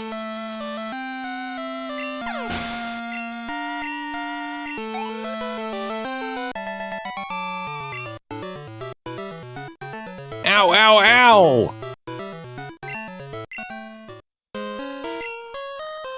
I know my Pokemon type alignments. But I only use one type of Pokemon. Yeah, well, 3 of the 4 Pokemon you had were at least Steel types, which have some pretty good type alignments. No entry beyond this point. And surely we will never enter beyond that point. Not even once. Nope. I'm gonna make my way back to the PC/PCC. Because our Pokemon kind of need it, and there's still a couple more battles in the underground there. Right, we can't just follow the exact same path between games, because Goldenrod's layout has changed slightly in that part of the city between games because of the PCC.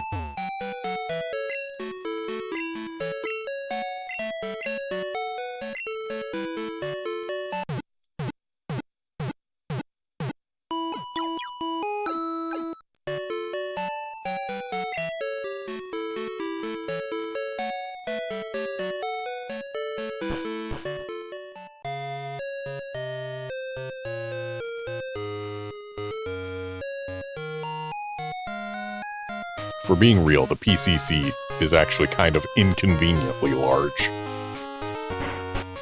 Especially considering its extra features haven't been usable for like 20 years.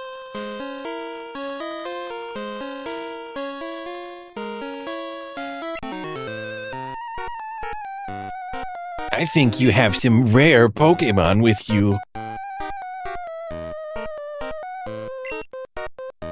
Let me see them.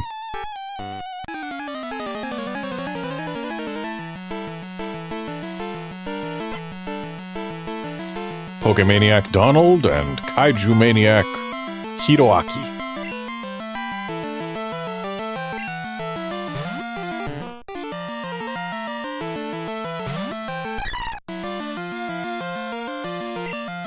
I don't actually have a very good answer to Slowpoke.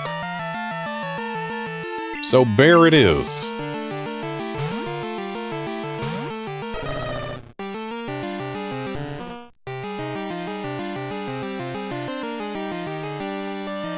Actually, wait. Lick is super effective. But I think Scratch does more damage. I am going to confirm this. If we go here to the Gen 2 attack decks and we look at Scratch. Scratch is base 35 with stab. So that'll be around like 52 base power. Oh, Lick is base 30 with super effective, so that'll be 60. So actually Lick is in fact better than Scratch against a Slowpoke in this game.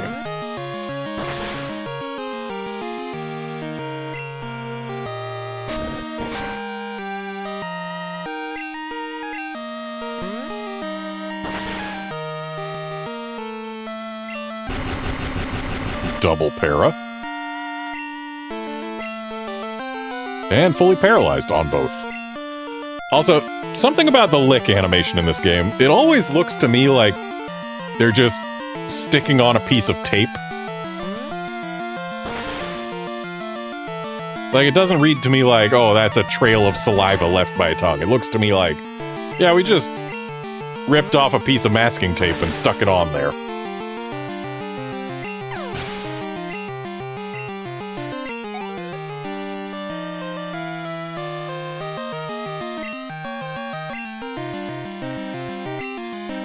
So here comes another Slowpoke. Let us swap to our Hoppips again.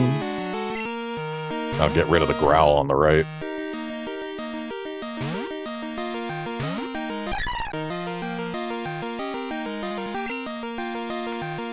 But then back to the Bears.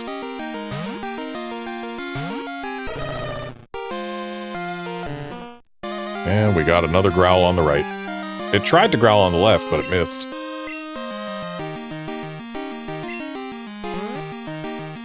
And now to stick more tape on these Slowpokes.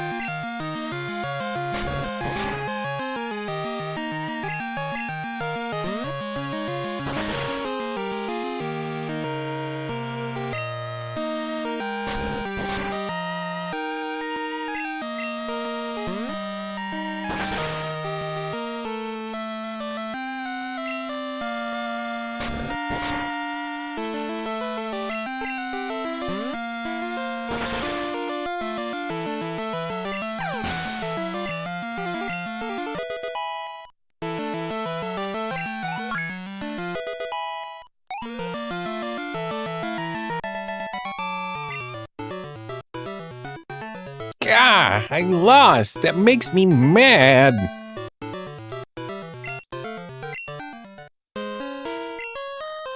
Are you making a Pokédex? Here's a hot tip. The hiker on Route 33, Anthony, is a good guy.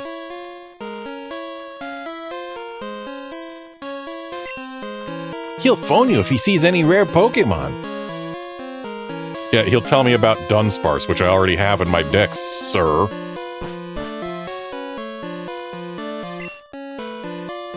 I was challenged to a battle downstairs.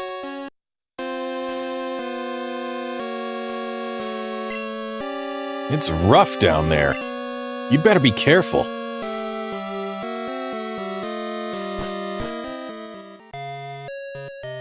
Hey there, Pokemap. Ah, the name rater. We don't need no name rating right now. Or ever, really. The man at that house rates your Pokemon names. Or again, in Japanese, he uses your Pokemon's nicknames to tell their fortunes.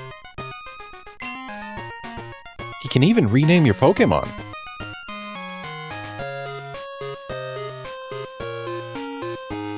So there's the gym. We don't want to go there just yet. What's this building? It's got people in it. Once while I was battling, my Pokemon couldn't make any moves. The power points, or PP, of its moves were all gone. Notably in Japanese, he does not shorten power points ever.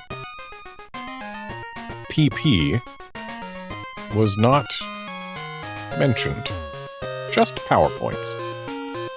Sometimes a healthy Pokemon may be unable to use its moves. If that happens, heal it at a Pokemon Center or use an item.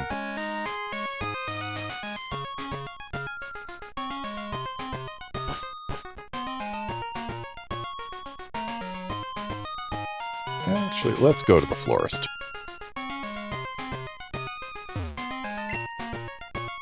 Blooming Beautiful Flower Shop.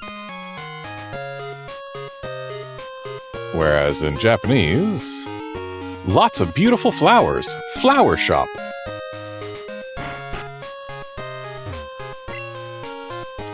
Have you seen that wiggly tree that's growing on Route 36?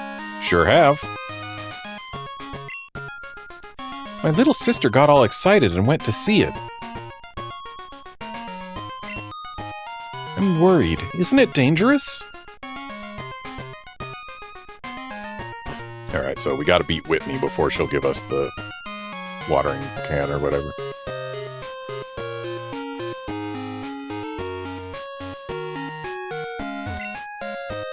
I know there's a new bike shop, but I can't find it anywhere.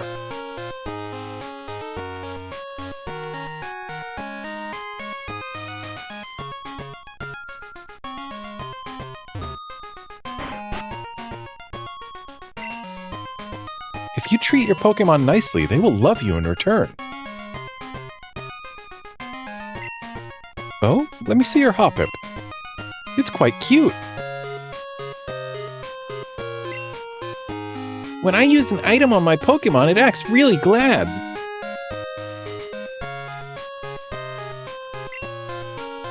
I keep losing in battles, and my Pokemon end up fainting.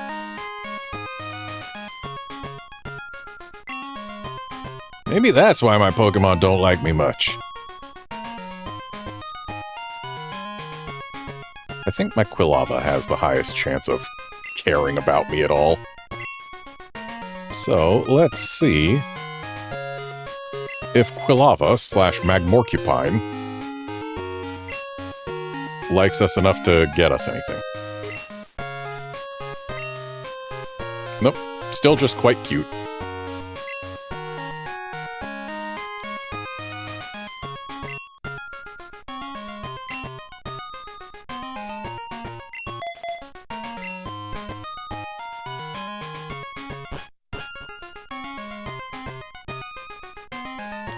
Also, the guy who couldn't find the bike shop just didn't go quite far enough. The world is a cycle path. Whereas in Japanese, it's like...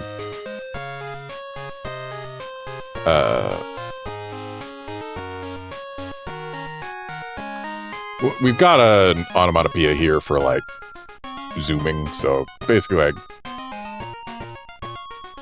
Zoom anywhere. Bike shop. Or, in Japanese, when it comes to bicycles, come to the Miracle Cycle Shop. So, this is, in fact, still Miracle Cycle, another branch of what we had in Cerulean, I guess, because that was also Miracle Cycles. Or maybe it's the same branch. Same guy. I moved here, but I can't sell my bicycles. Why is that? So I guess this is the same guy from Cerulean.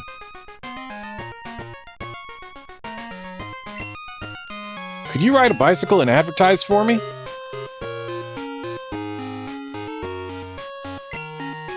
Really? Great! Whereas in Japanese, we've got... Really? He stutters. Give me your name and phone number, and I'll loan you a bicycle.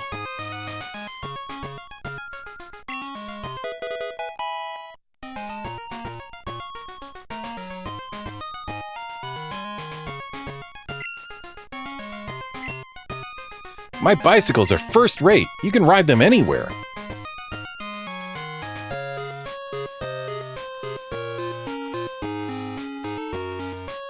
Whereas in Japanese, he says that miracle cycles are first rate. You can ride them anywhere.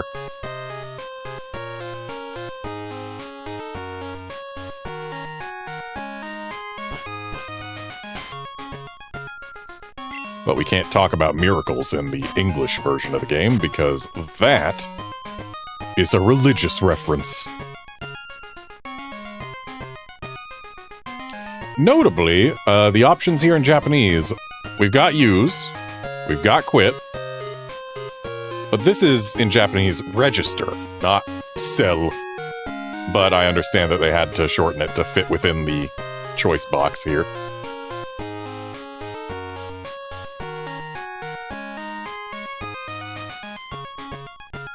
And also, interestingly, the description for this bike. In English, we've got a collapsible bike for fast movement. In Japanese, we've got a collapsible bike that lets you go twice as fast.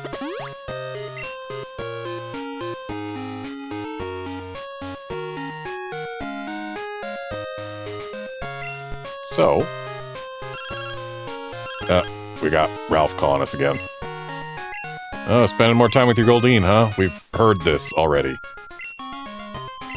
You already called us to tell us about the Quillfish today on that game, so... Honestly, Ralph, you can stop calling on the right.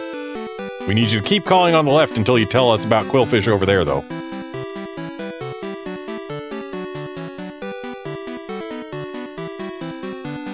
Speak of the devil, there's Ralph calling. Okay, and he's just asking us if we're taking care of our Pokemon. Oh, a Rattata got away, but his kid shared Pokeballs with him. Call our mother. Got it.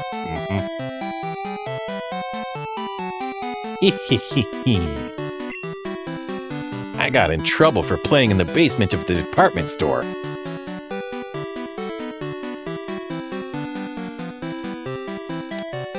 In Japanese, he was specifically playing hide and seek down there.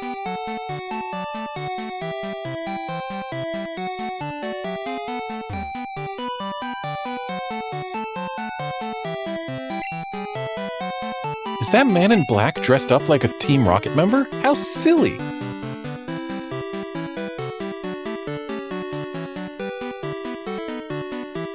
In Japanese, it's, Is that man in black pretending to be a Team Rocket member? How silly. Goldenrod City Station. Train ain't running yet, so no reason to even investigate there. They built a new radio tower to replace the old creaky one.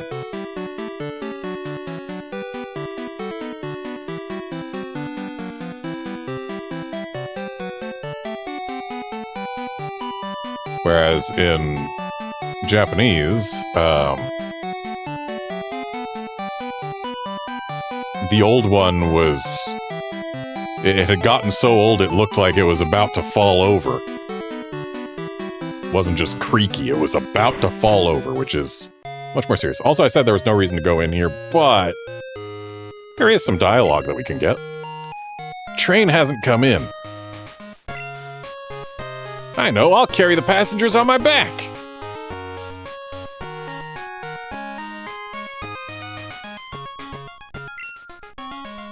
That won't work. Why does the train seem to run on a road instead of rails? Like, that's not a railroad, that's just a regular street for cars.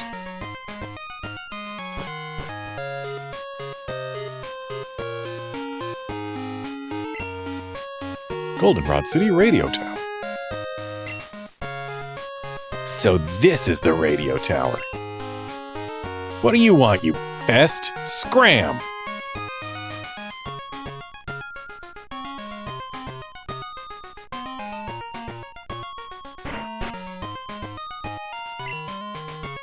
Welcome.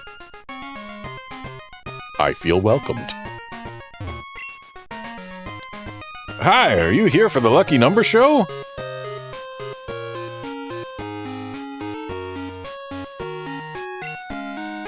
Want me to check the ID numbers of your Pokémon?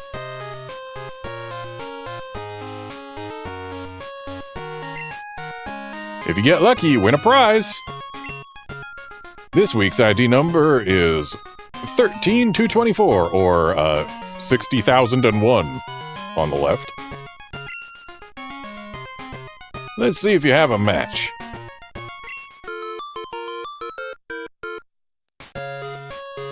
Well, that was happy music. But nope, none of your ID numbers match. Why do the happy music if it's gonna tell us that we don't match? We have a special quiz campaign on right now. Answer 5 questions correctly to win a radio card.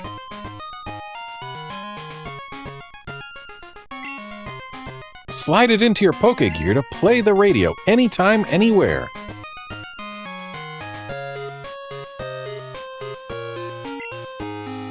Would you like to take the quiz? Question 1. Is there a Pokémon that appears only in the morning? Yes. Correct. Question 2. Is this statement correct? No. You can't buy a berry at a mart. There was no "is this statement correct" in Japanese. They just went straight to the question. And yeah, you can't buy a berry at a mart. Bullseye. I don't believe you need a hyphen there. I think you just need it to be one word and no apostrophe either. Question 3. Does HMO1 contain the move Flash? Nope. HMO1 is cut. HMO5 is Flash. Fascinating. So in Japanese, they are asking about HMO1, but they aren't using Flash. Instead of EI Giri, which is, you know, an EI cut, they're using EI Nuki, which is EI draw. So, yeah, they definitely couldn't have done that with cut, unless they were like, does HMO1 contain the move Hut? Or Tut? But, yeah, nah. Doesn't contain Flash or EI Nuki. So far, so good. Question 4. Is Faulkner the Violet Gym Leader who uses bird Pokemon? Yep. Wow, right again. Here's the final question. I thought I only had to answer 5. Do Goldenrod Game Corner's slots have Charmander on their reels? No.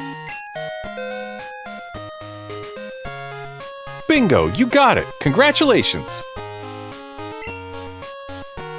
Here's your prize, a radio card.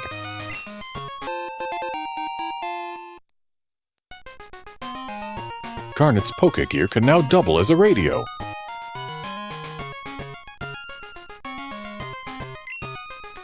Please tune in to our radio shows. I love Mary from Pokemon Talk. I hope you're not saying this in front of your girlfriend. Also, in Japanese, it's, rather than Pokemon Talk, it's like Pokemon Lecture. And instead of Mary, it's Kurumi. I only know what she sounds like, though.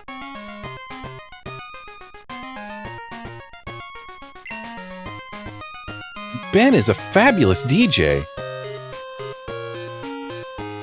Or, in Japanese, when you think of DJs, you think of Seiji.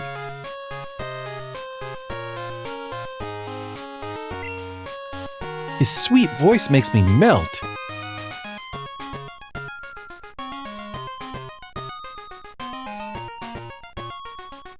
Notably, in Japanese, it's like, when I hear that sweet voice of his, the term she uses here is also the term that would be used for the move attract. So it gets her attracted.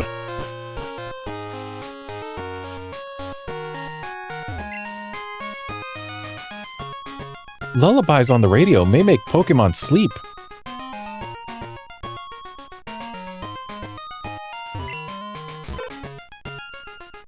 The Jigglypuff says jiggly, but the pudding says poo poo poo.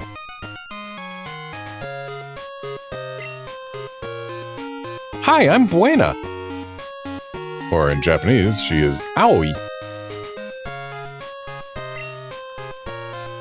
Do you know about a radio program called Password?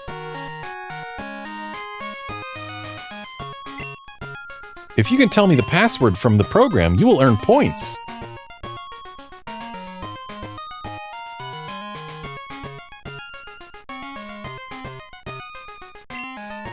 Save up those points and trade them to that sweet young lady over there for some choice prizes. Here you go. It's your very own point card.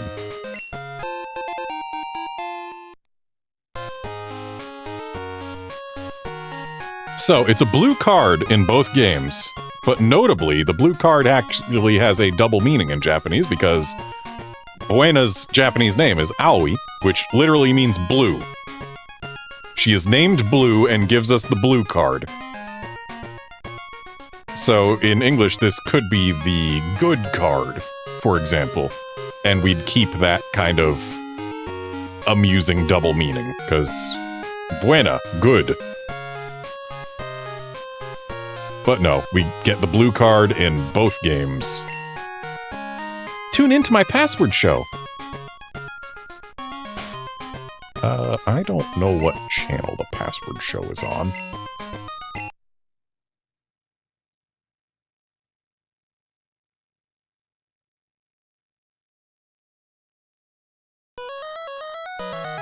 Okay, we've got Pokemon Talk. Rattata may be seen around Route 29. It's telling us about Bellsprout on the left, though. Yeah, the fact that we can't count on these to tell us about the same Pokemon and that they automatically advance, I can't say I'm a fan. The Lucky Channel, we don't really care about. We want the Password Show. And even then, I'm going to have to pay attention on two screens in two languages at the same time. And the Password Show just isn't on right now. Okay.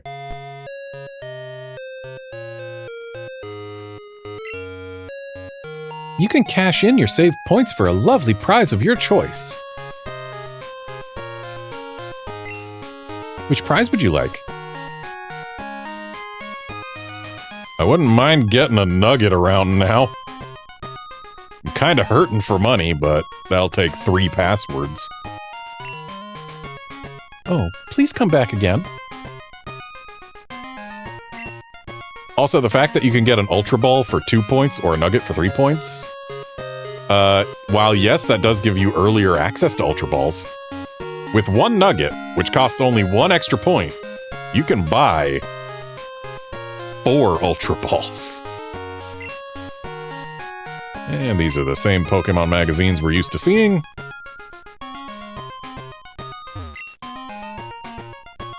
You can listen to the radio anywhere. Tune in.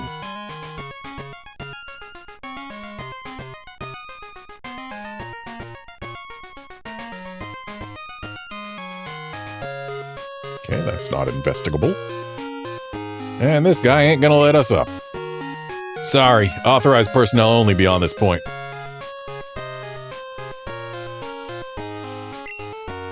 It wasn't that way before.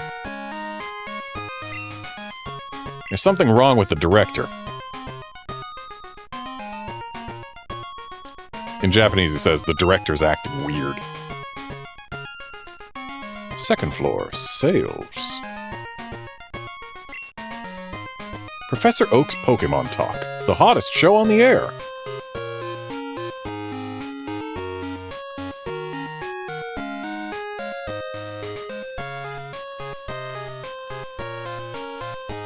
And again, in Japanese, Pokemon Talk is more Pokemon Lecture. Or Pokemon Course.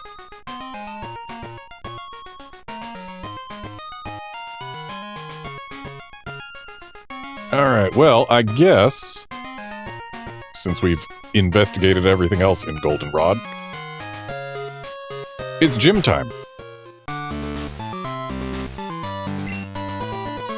Yo, champ in making! I don't like that he says champ in making. I need a the after in. This gym is home to normal-type Pokemon trainers.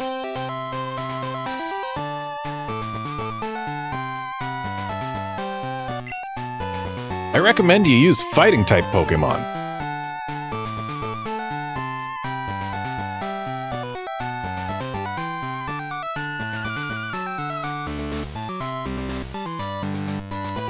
I don't got no fighting-type Pokemon, so I'm just gonna use my own normal-type Pokemon.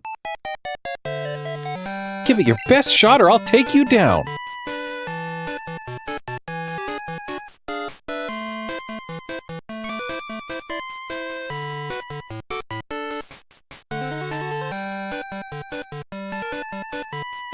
Hang on a sec. There's a term I do not recognize.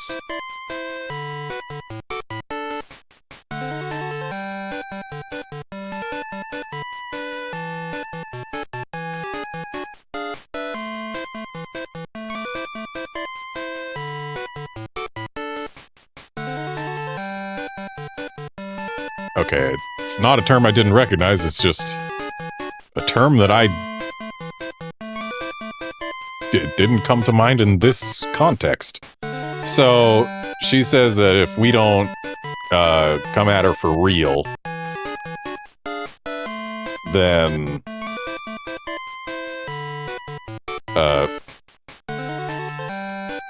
we're in for a real painful, like,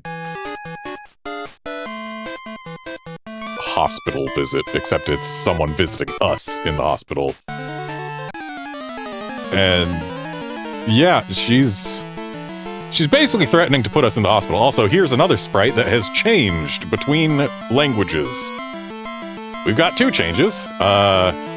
She is no longer winking at us in English, and also her skirt is much longer. But yeah, we've got Beauty Samantha or Adult Woman Naoko.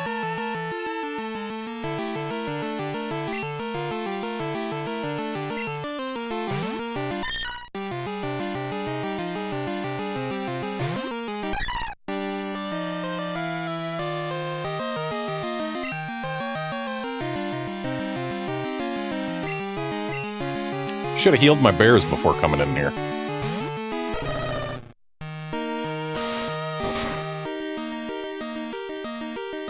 Nice crit on the left. Oh, we got a payday on the left. And a crit on the right.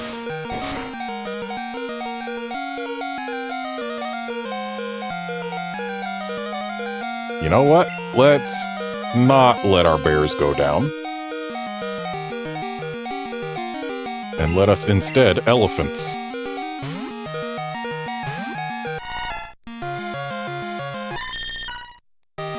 Not a fan of that growl.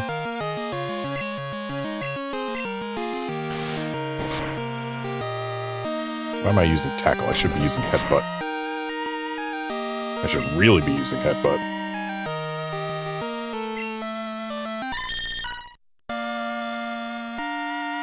Not a fan of a second growl on the right.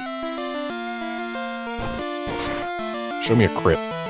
That is not a crit. Show me a crit. That is not a crit.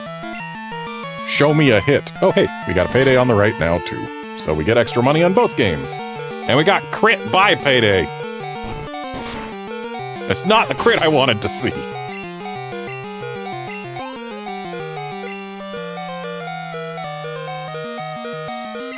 And here comes another Meowth. Let's swap back to Hoppip, because Hoppip still wants more XP. Admittedly, so do my bears.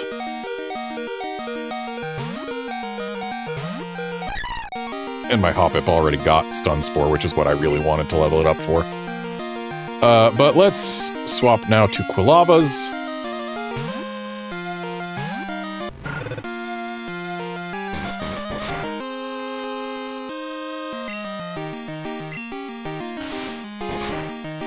Okay, the Meowths outspeed us. That's not great. Nor is the fact that we just got crit on the right. Would love to see a burn, but nope. Slash is not pleasant. And neither is the flinch on the left. Okay, there's a burn.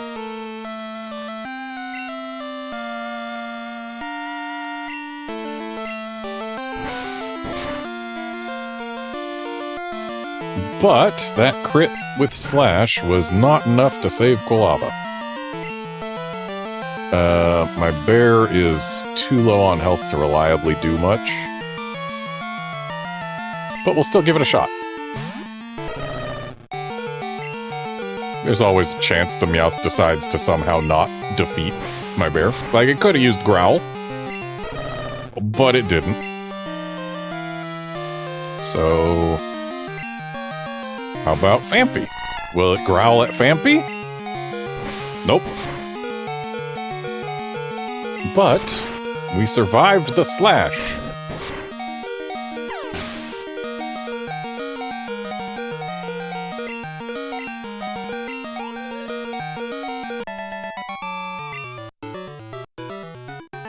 No! Oh, Meowth, I'm so sorry!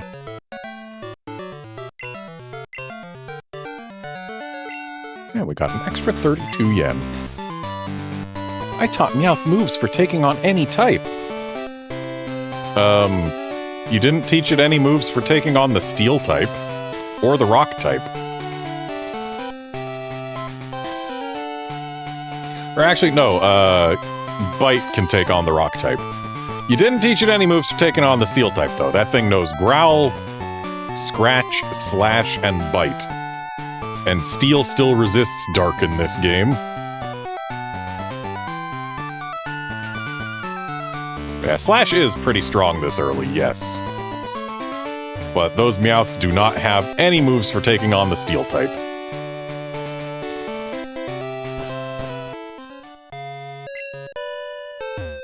And now to go back to the PC/PCC to get our bears healed up, among other things.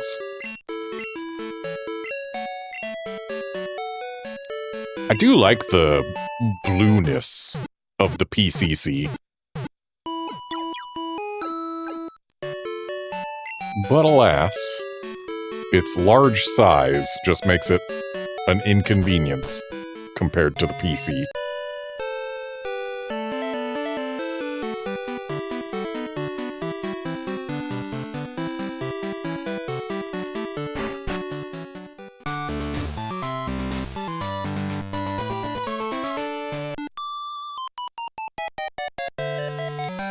Oh, you're a cute little trainer. I like you, but I won't hold back.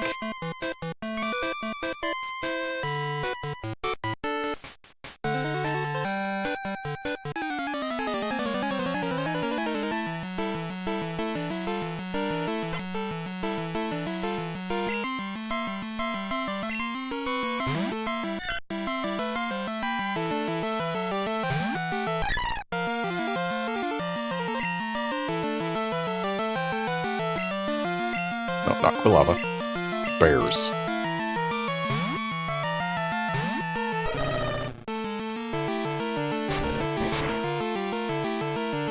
So we got a defense curl on the left.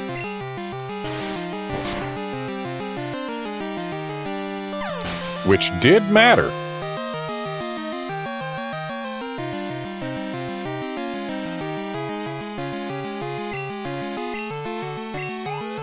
Actually, I think I'm gonna stop putting XP on Hoppip for now. We're just gonna cram it all on the bear to give us the best chance we can get against the Miltank.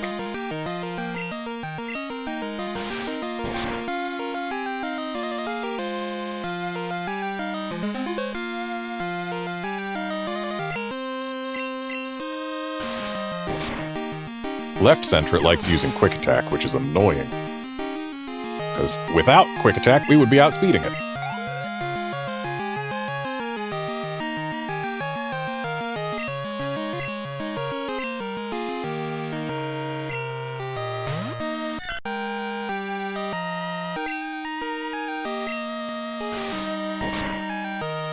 Stop using Quick Attack, Left Centret.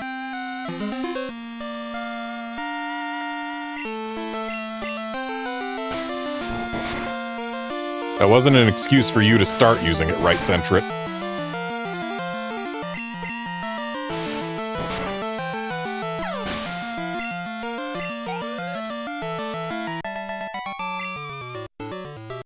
Oh, also, Victoria was Akemi in Japanese. Let's see. Oops, it's over.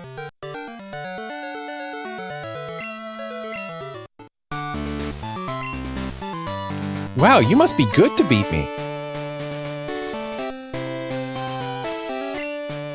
Keep it up. Yeah, I'm gonna keep it up, but not until I get my bear fixed again.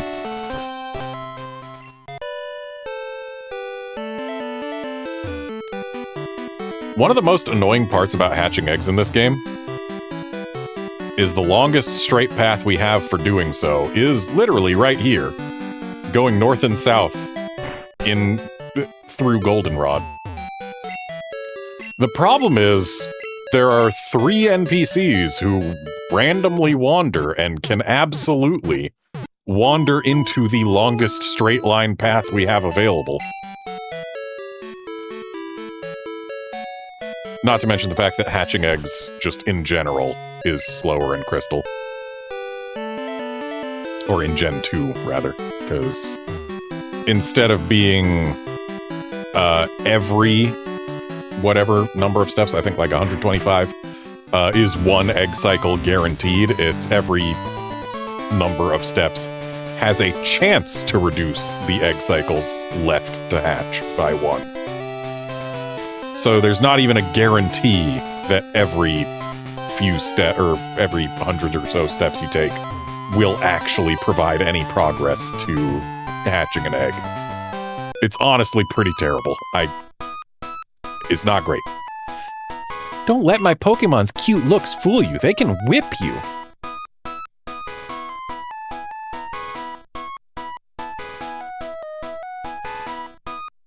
Whereas in Japanese, if you let your guard down because my Pokemon are cute, you're in for a world of hurt.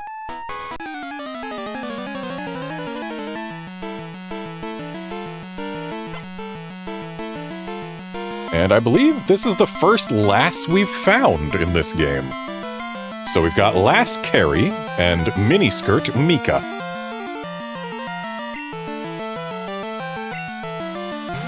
And she has sent out a Snubble, or in Japanese, a Bru.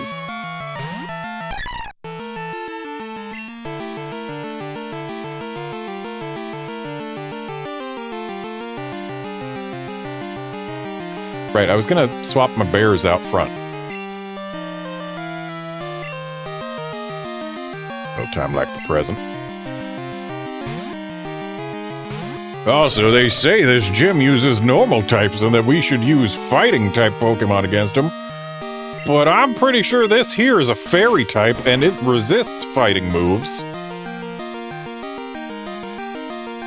Okay, I don't like that Charm does a 2-stage drop of our attack, so we're gonna go ahead and swap to Poliwag. Poliwag isn't an amazing choice here, but it does have the advantage of not being weak to rollout, which our Quilava does not have going for it. Plus, knowing Hypnosis, Poliwag still has a very real chance that it could end up being useful against Whitney.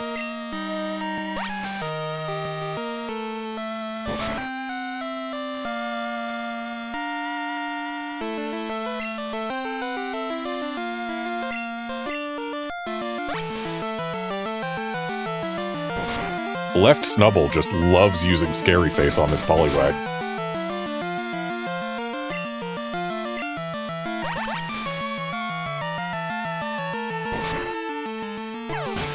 So much, in fact, that it tried to use it again after already dropping our speed to -6.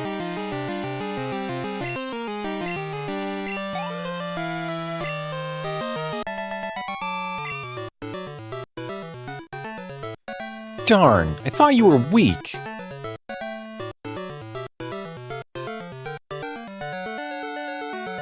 Whereas in Japanese, it's like, I've done it now. I was the one who let my guard down.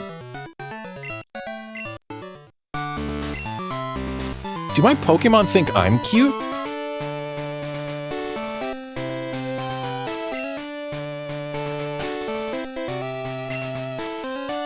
and now we are actually going to remember to put Bear in front.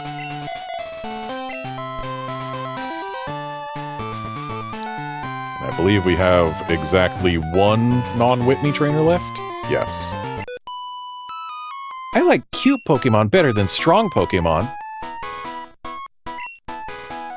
But I have strong and cute Pokemon.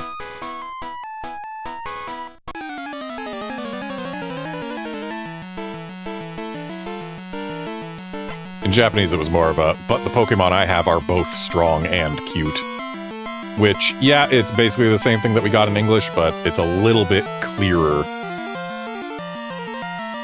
of a sentence structure. And we've got Lass Bridget and Miniskirt Asuka. With a Jigglypuff, which I wouldn't necessarily call a strong Pokemon, but okay.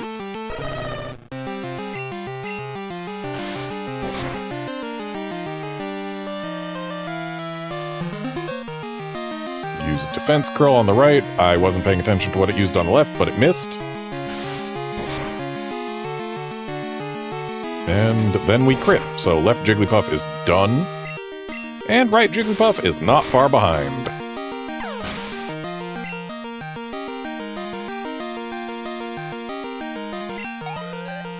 Yeah, Guard, Whitney is very infamous.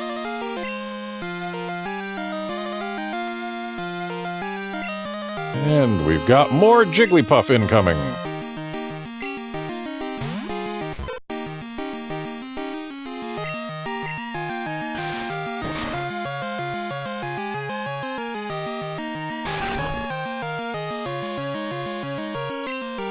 And we've gotten Scratch disabled on the right and on the left. But we've got Cut for that.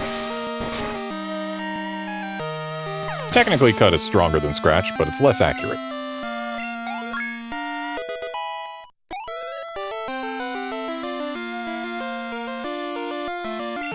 And here comes yet another Jigglypuff. This Lass really overestimates Jigglypuff's power. Oh hey, disabled no more on the right.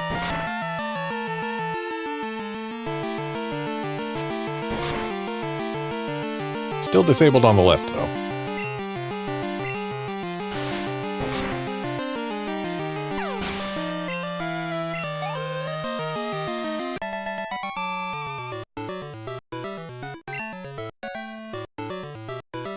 Oh, no, no, no!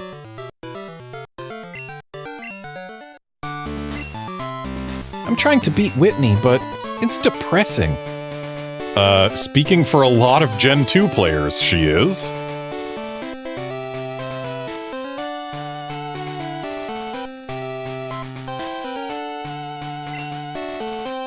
I'm okay. If I lose, I'll just try harder next time.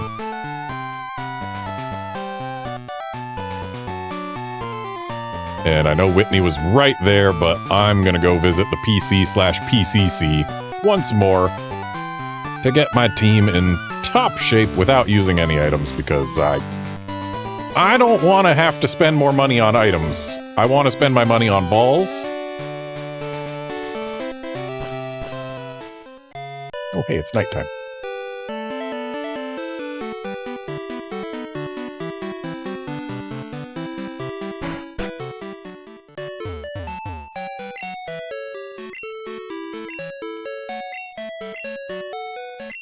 Which actually means there's one more trainer that we can battle before going to a new route.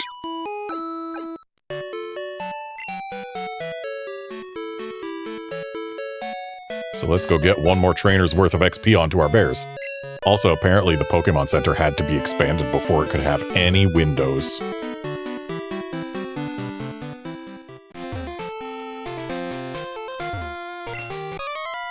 Who goes there? What are you up to?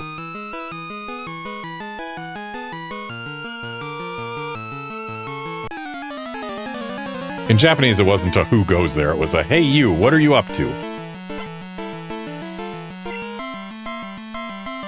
And he's got a Growlithe.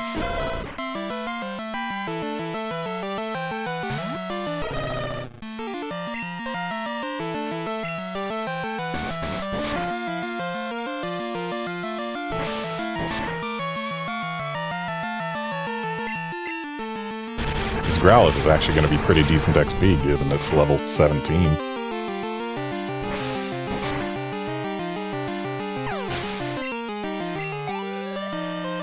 Not quite a level's worth, though. You're a tough little kid.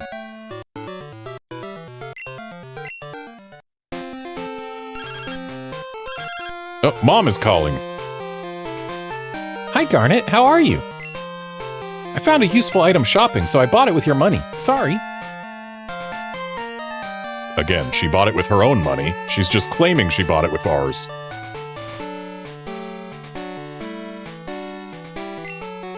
It's in your PC. You'll like it.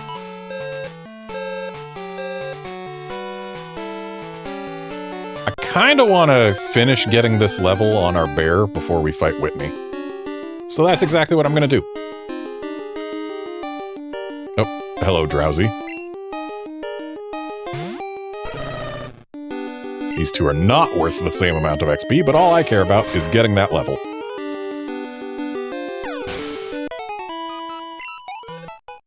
And we have had cut disabled. But that doesn't matter now, does it? Okay, we got the level on the left.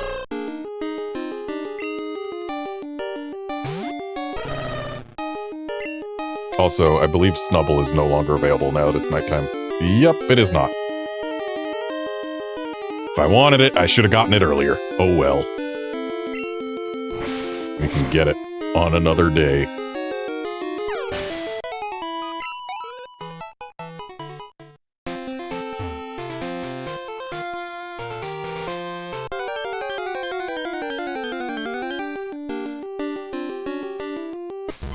Hi, Ditto. I'm gonna go ahead and not catch or bother with you right now.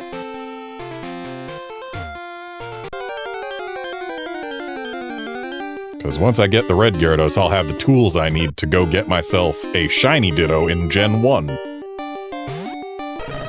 Because if you bring the red Gyarados to Gen 1, teach it Mimic using the Mimic TM,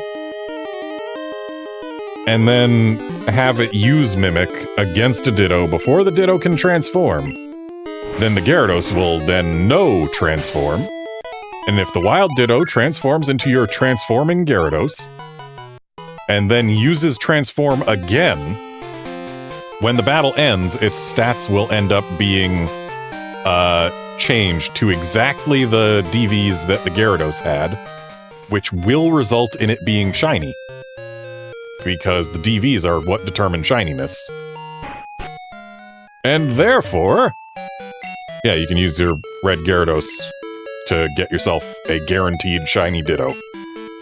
And then you can bring that shiny Ditto here to Gen 2 and use it to have better chances of producing shiny eggs. Because DVs can be passed down, and DVs determine shininess, and shiny Pokemon have DVs that make them shiny, that can then be passed down and determine shininess of other Pokemon. That's how it works. You can get yourself up to a 1 in 64 chance of getting a shiny out of any given egg, which is among the best chances you can get for finding a shiny Pokemon in nearly any Pokemon game. The only problem is getting the eggs to actually hatch in Gen 2, which is annoying as hell. But anyway, we save before gym leaders, especially before the most infamous gym leader.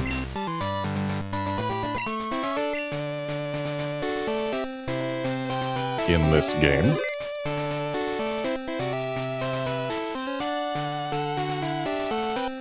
And we do have access to Headbutt. We've got a bunch of things that we could use to potentially make this less horrible. But I put Headbutt on my Phanpy, so yeah, I've made some choices that aren't going to help us here, but I've also made some choices that are. Hi, I'm Whitney. Or in Japanese, she's Akane. Everyone was into Pokemon, so I got into it too. Also, she has a thick Kansai accent in Japanese.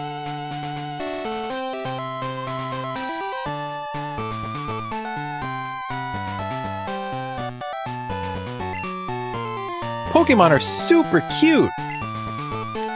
You want a battle? I'm warning you, I'm good.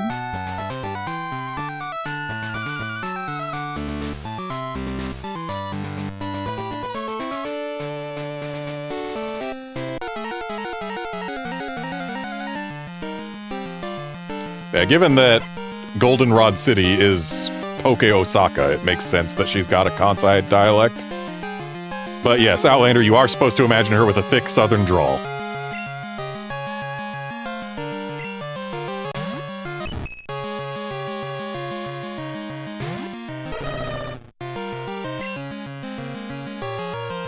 So, let's give these... Oh, of course we missed a cut.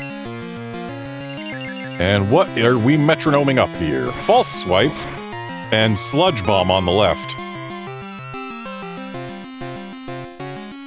Thankfully, we did not get poisoned.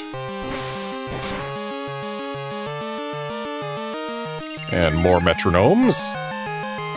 We got Quick Attack on the left and Swords Dance on the right. Oh no! I would have rather had Swords Dance on the left!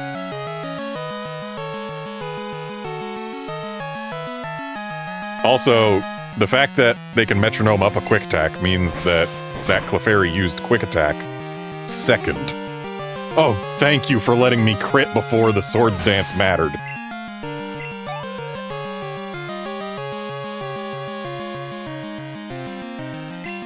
And here comes Miltank.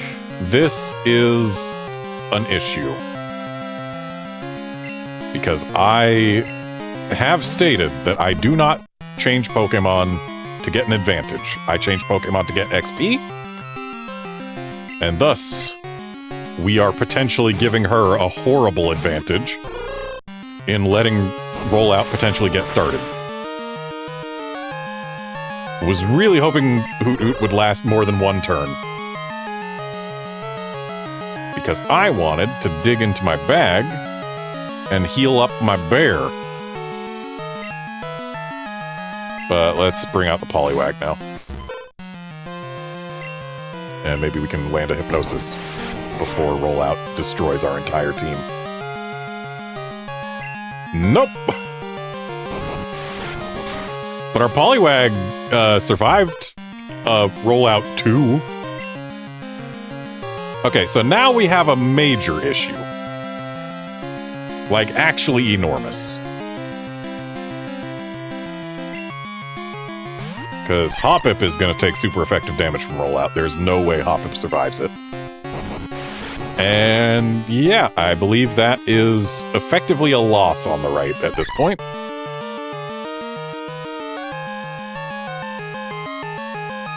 But let's see if we can maybe get the Hypnosis off on the left. Okay, we got it on the left. That's step one clear. So now we're swapping to Hoppip. Phanpy.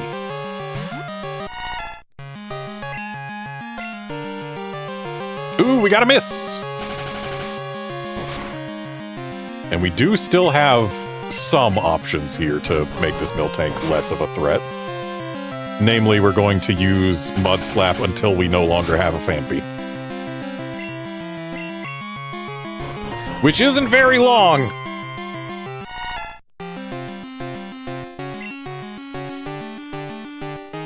Okay, Quilava. Part of me wants to just roll smoke screens. I think trying for a burn is to our advantage.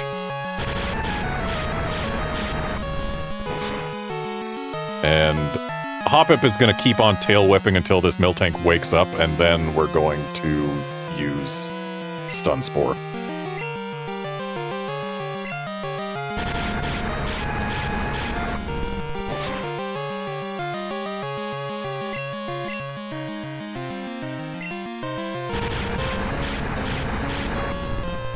Looks like we're actually doing pretty decently on the right. 2 Mud Slaps has been quite helpful. Quite helpful indeed.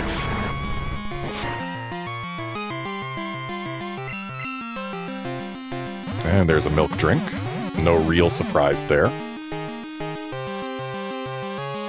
I would love to see a burn, though.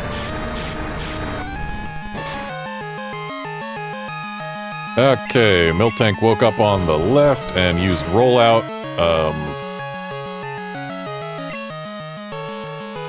My idea of using Stun Spore immediately, perhaps not going to come to fruition. But you know what? It's not over yet. Okay, now that's over. Not liking that we got stomped. Okay, we're not going to get that burn. Was really hoping we would. But, Teddy Ursa, it's up to you, which I wish we had some defense drops on that thing. Ooh, and a tracked landing is not great.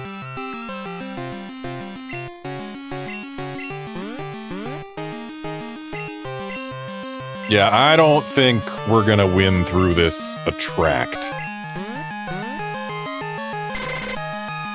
I'm still gonna try, mind you. I just don't think it's gonna go well. But hey, let's see if we can manage to get some Mud Slaps in on the left.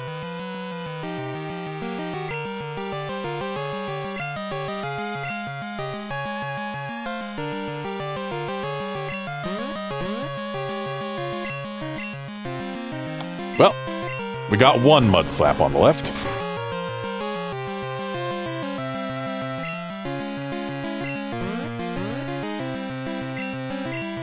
Yeah, there's no way we win through this attract. And in fact, I believe we just lost. So, what have I learned? I have learned that we need more defense drops. More smoke screens would be good.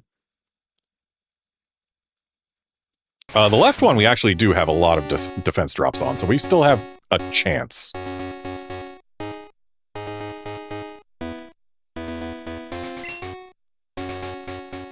So we now have 3 accuracy drops on left Miltank. Let's go for 4. Or we can just get crit with a stomp.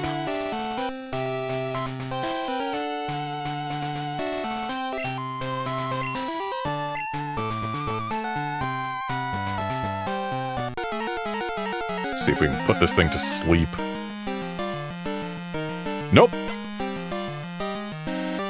Alright, Bear, it's all up to you.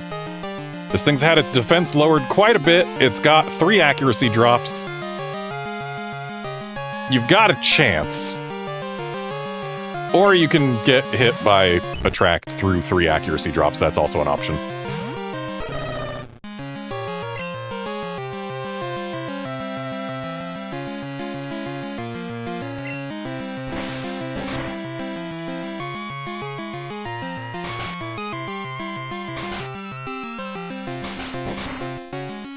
Okay, nice crit. We have 1 on the left.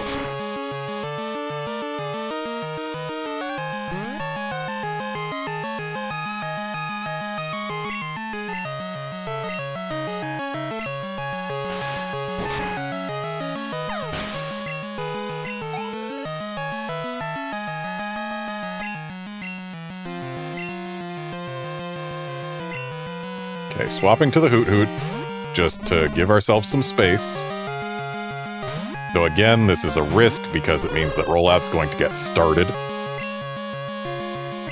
And we are still going to potion the Teddy Ursa, get it back up to full health.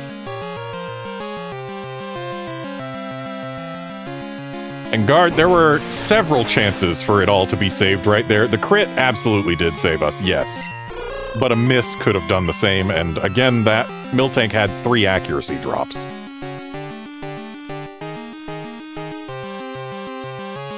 Alright, so let's do Phanpy first here, while rollout is still low.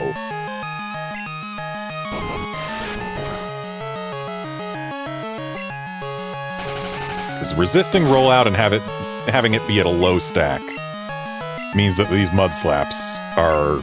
Oh, nice miss. Yeah, these mud slaps are going to help us. Quite a lot. Getting more of them early will be extremely to our advantage. So we're now at 3 mud slaps. Do we survive that stomp? We do. So, oh, but we flinch! And then we get hit by another stomp through the mud slaps. Okay, so we've only got 3 mud slaps. Let's bring out Quilava. I want a 4th accuracy. Stop landing attracts through all the mud slaps!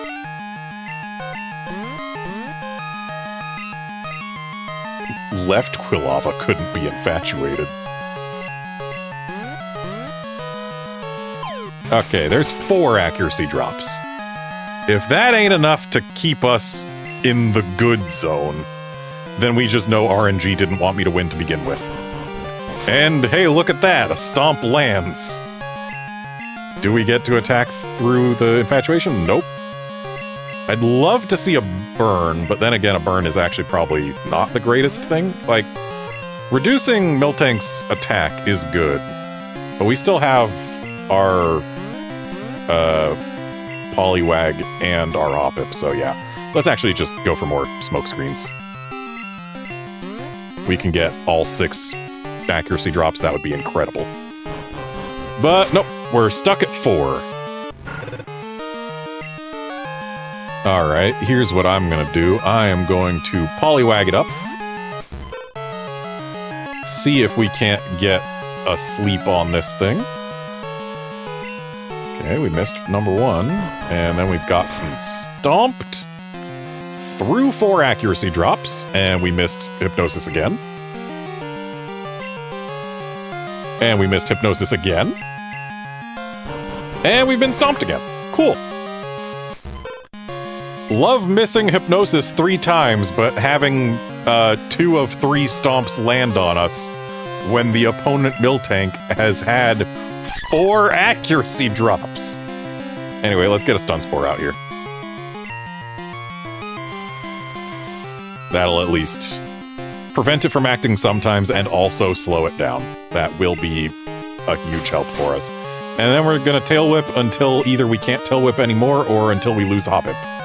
One of the 2 is going to happen.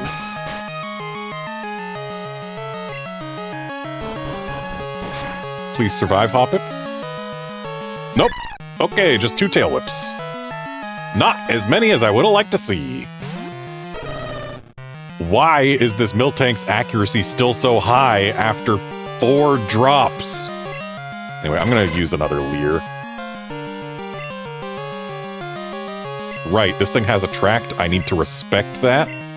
Because Attract has like 80% accuracy after 4 drops, apparently. But I think this next cut might win it for us. And it does. Okay. We have won with only Teddy Ursa left on both screens. That was rough.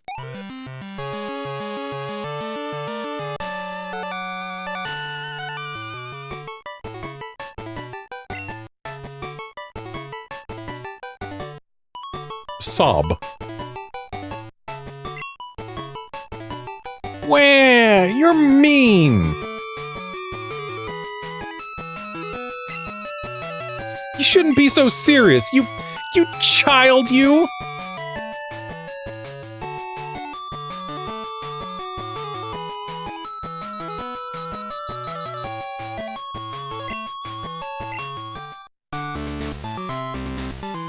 More crying. More crying. You meanie.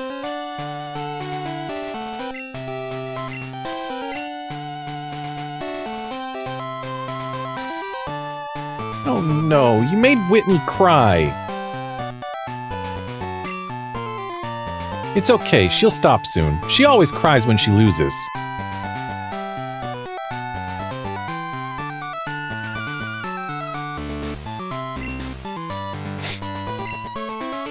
What? What do you want? A badge? Oh, right. I forgot. Here's plain badge. Or in Japanese, regular badge. Regular badge. So yeah, it's not the plain badge as in like the plains. It's the plain badge as in it's just an ordinary badge. It's the regular badge.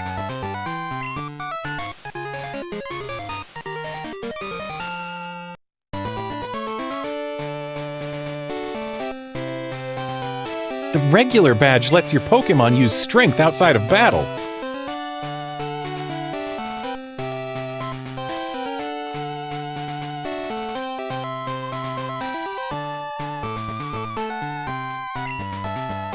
It also boosts your Pokémon's speed.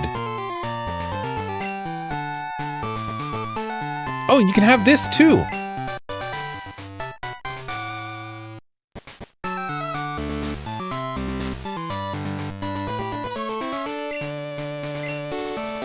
It's Attract. It makes full use of a Pokémon's charm.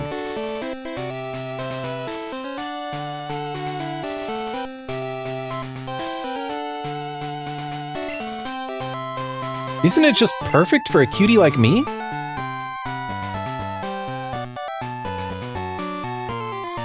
And yeah, Outlander, having a Pokemon on a gym that has good stats and 4 great moves, yeah, it is a problem.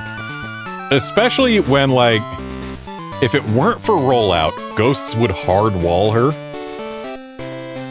But because Rollout, no, they do not. Rollout is horrific at this level.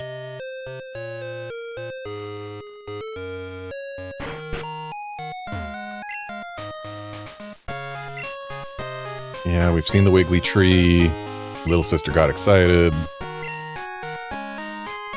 Oh, I guess beating Whitney does not get us the watering can here yet. Well, let's go get our Pokemon all fixed up.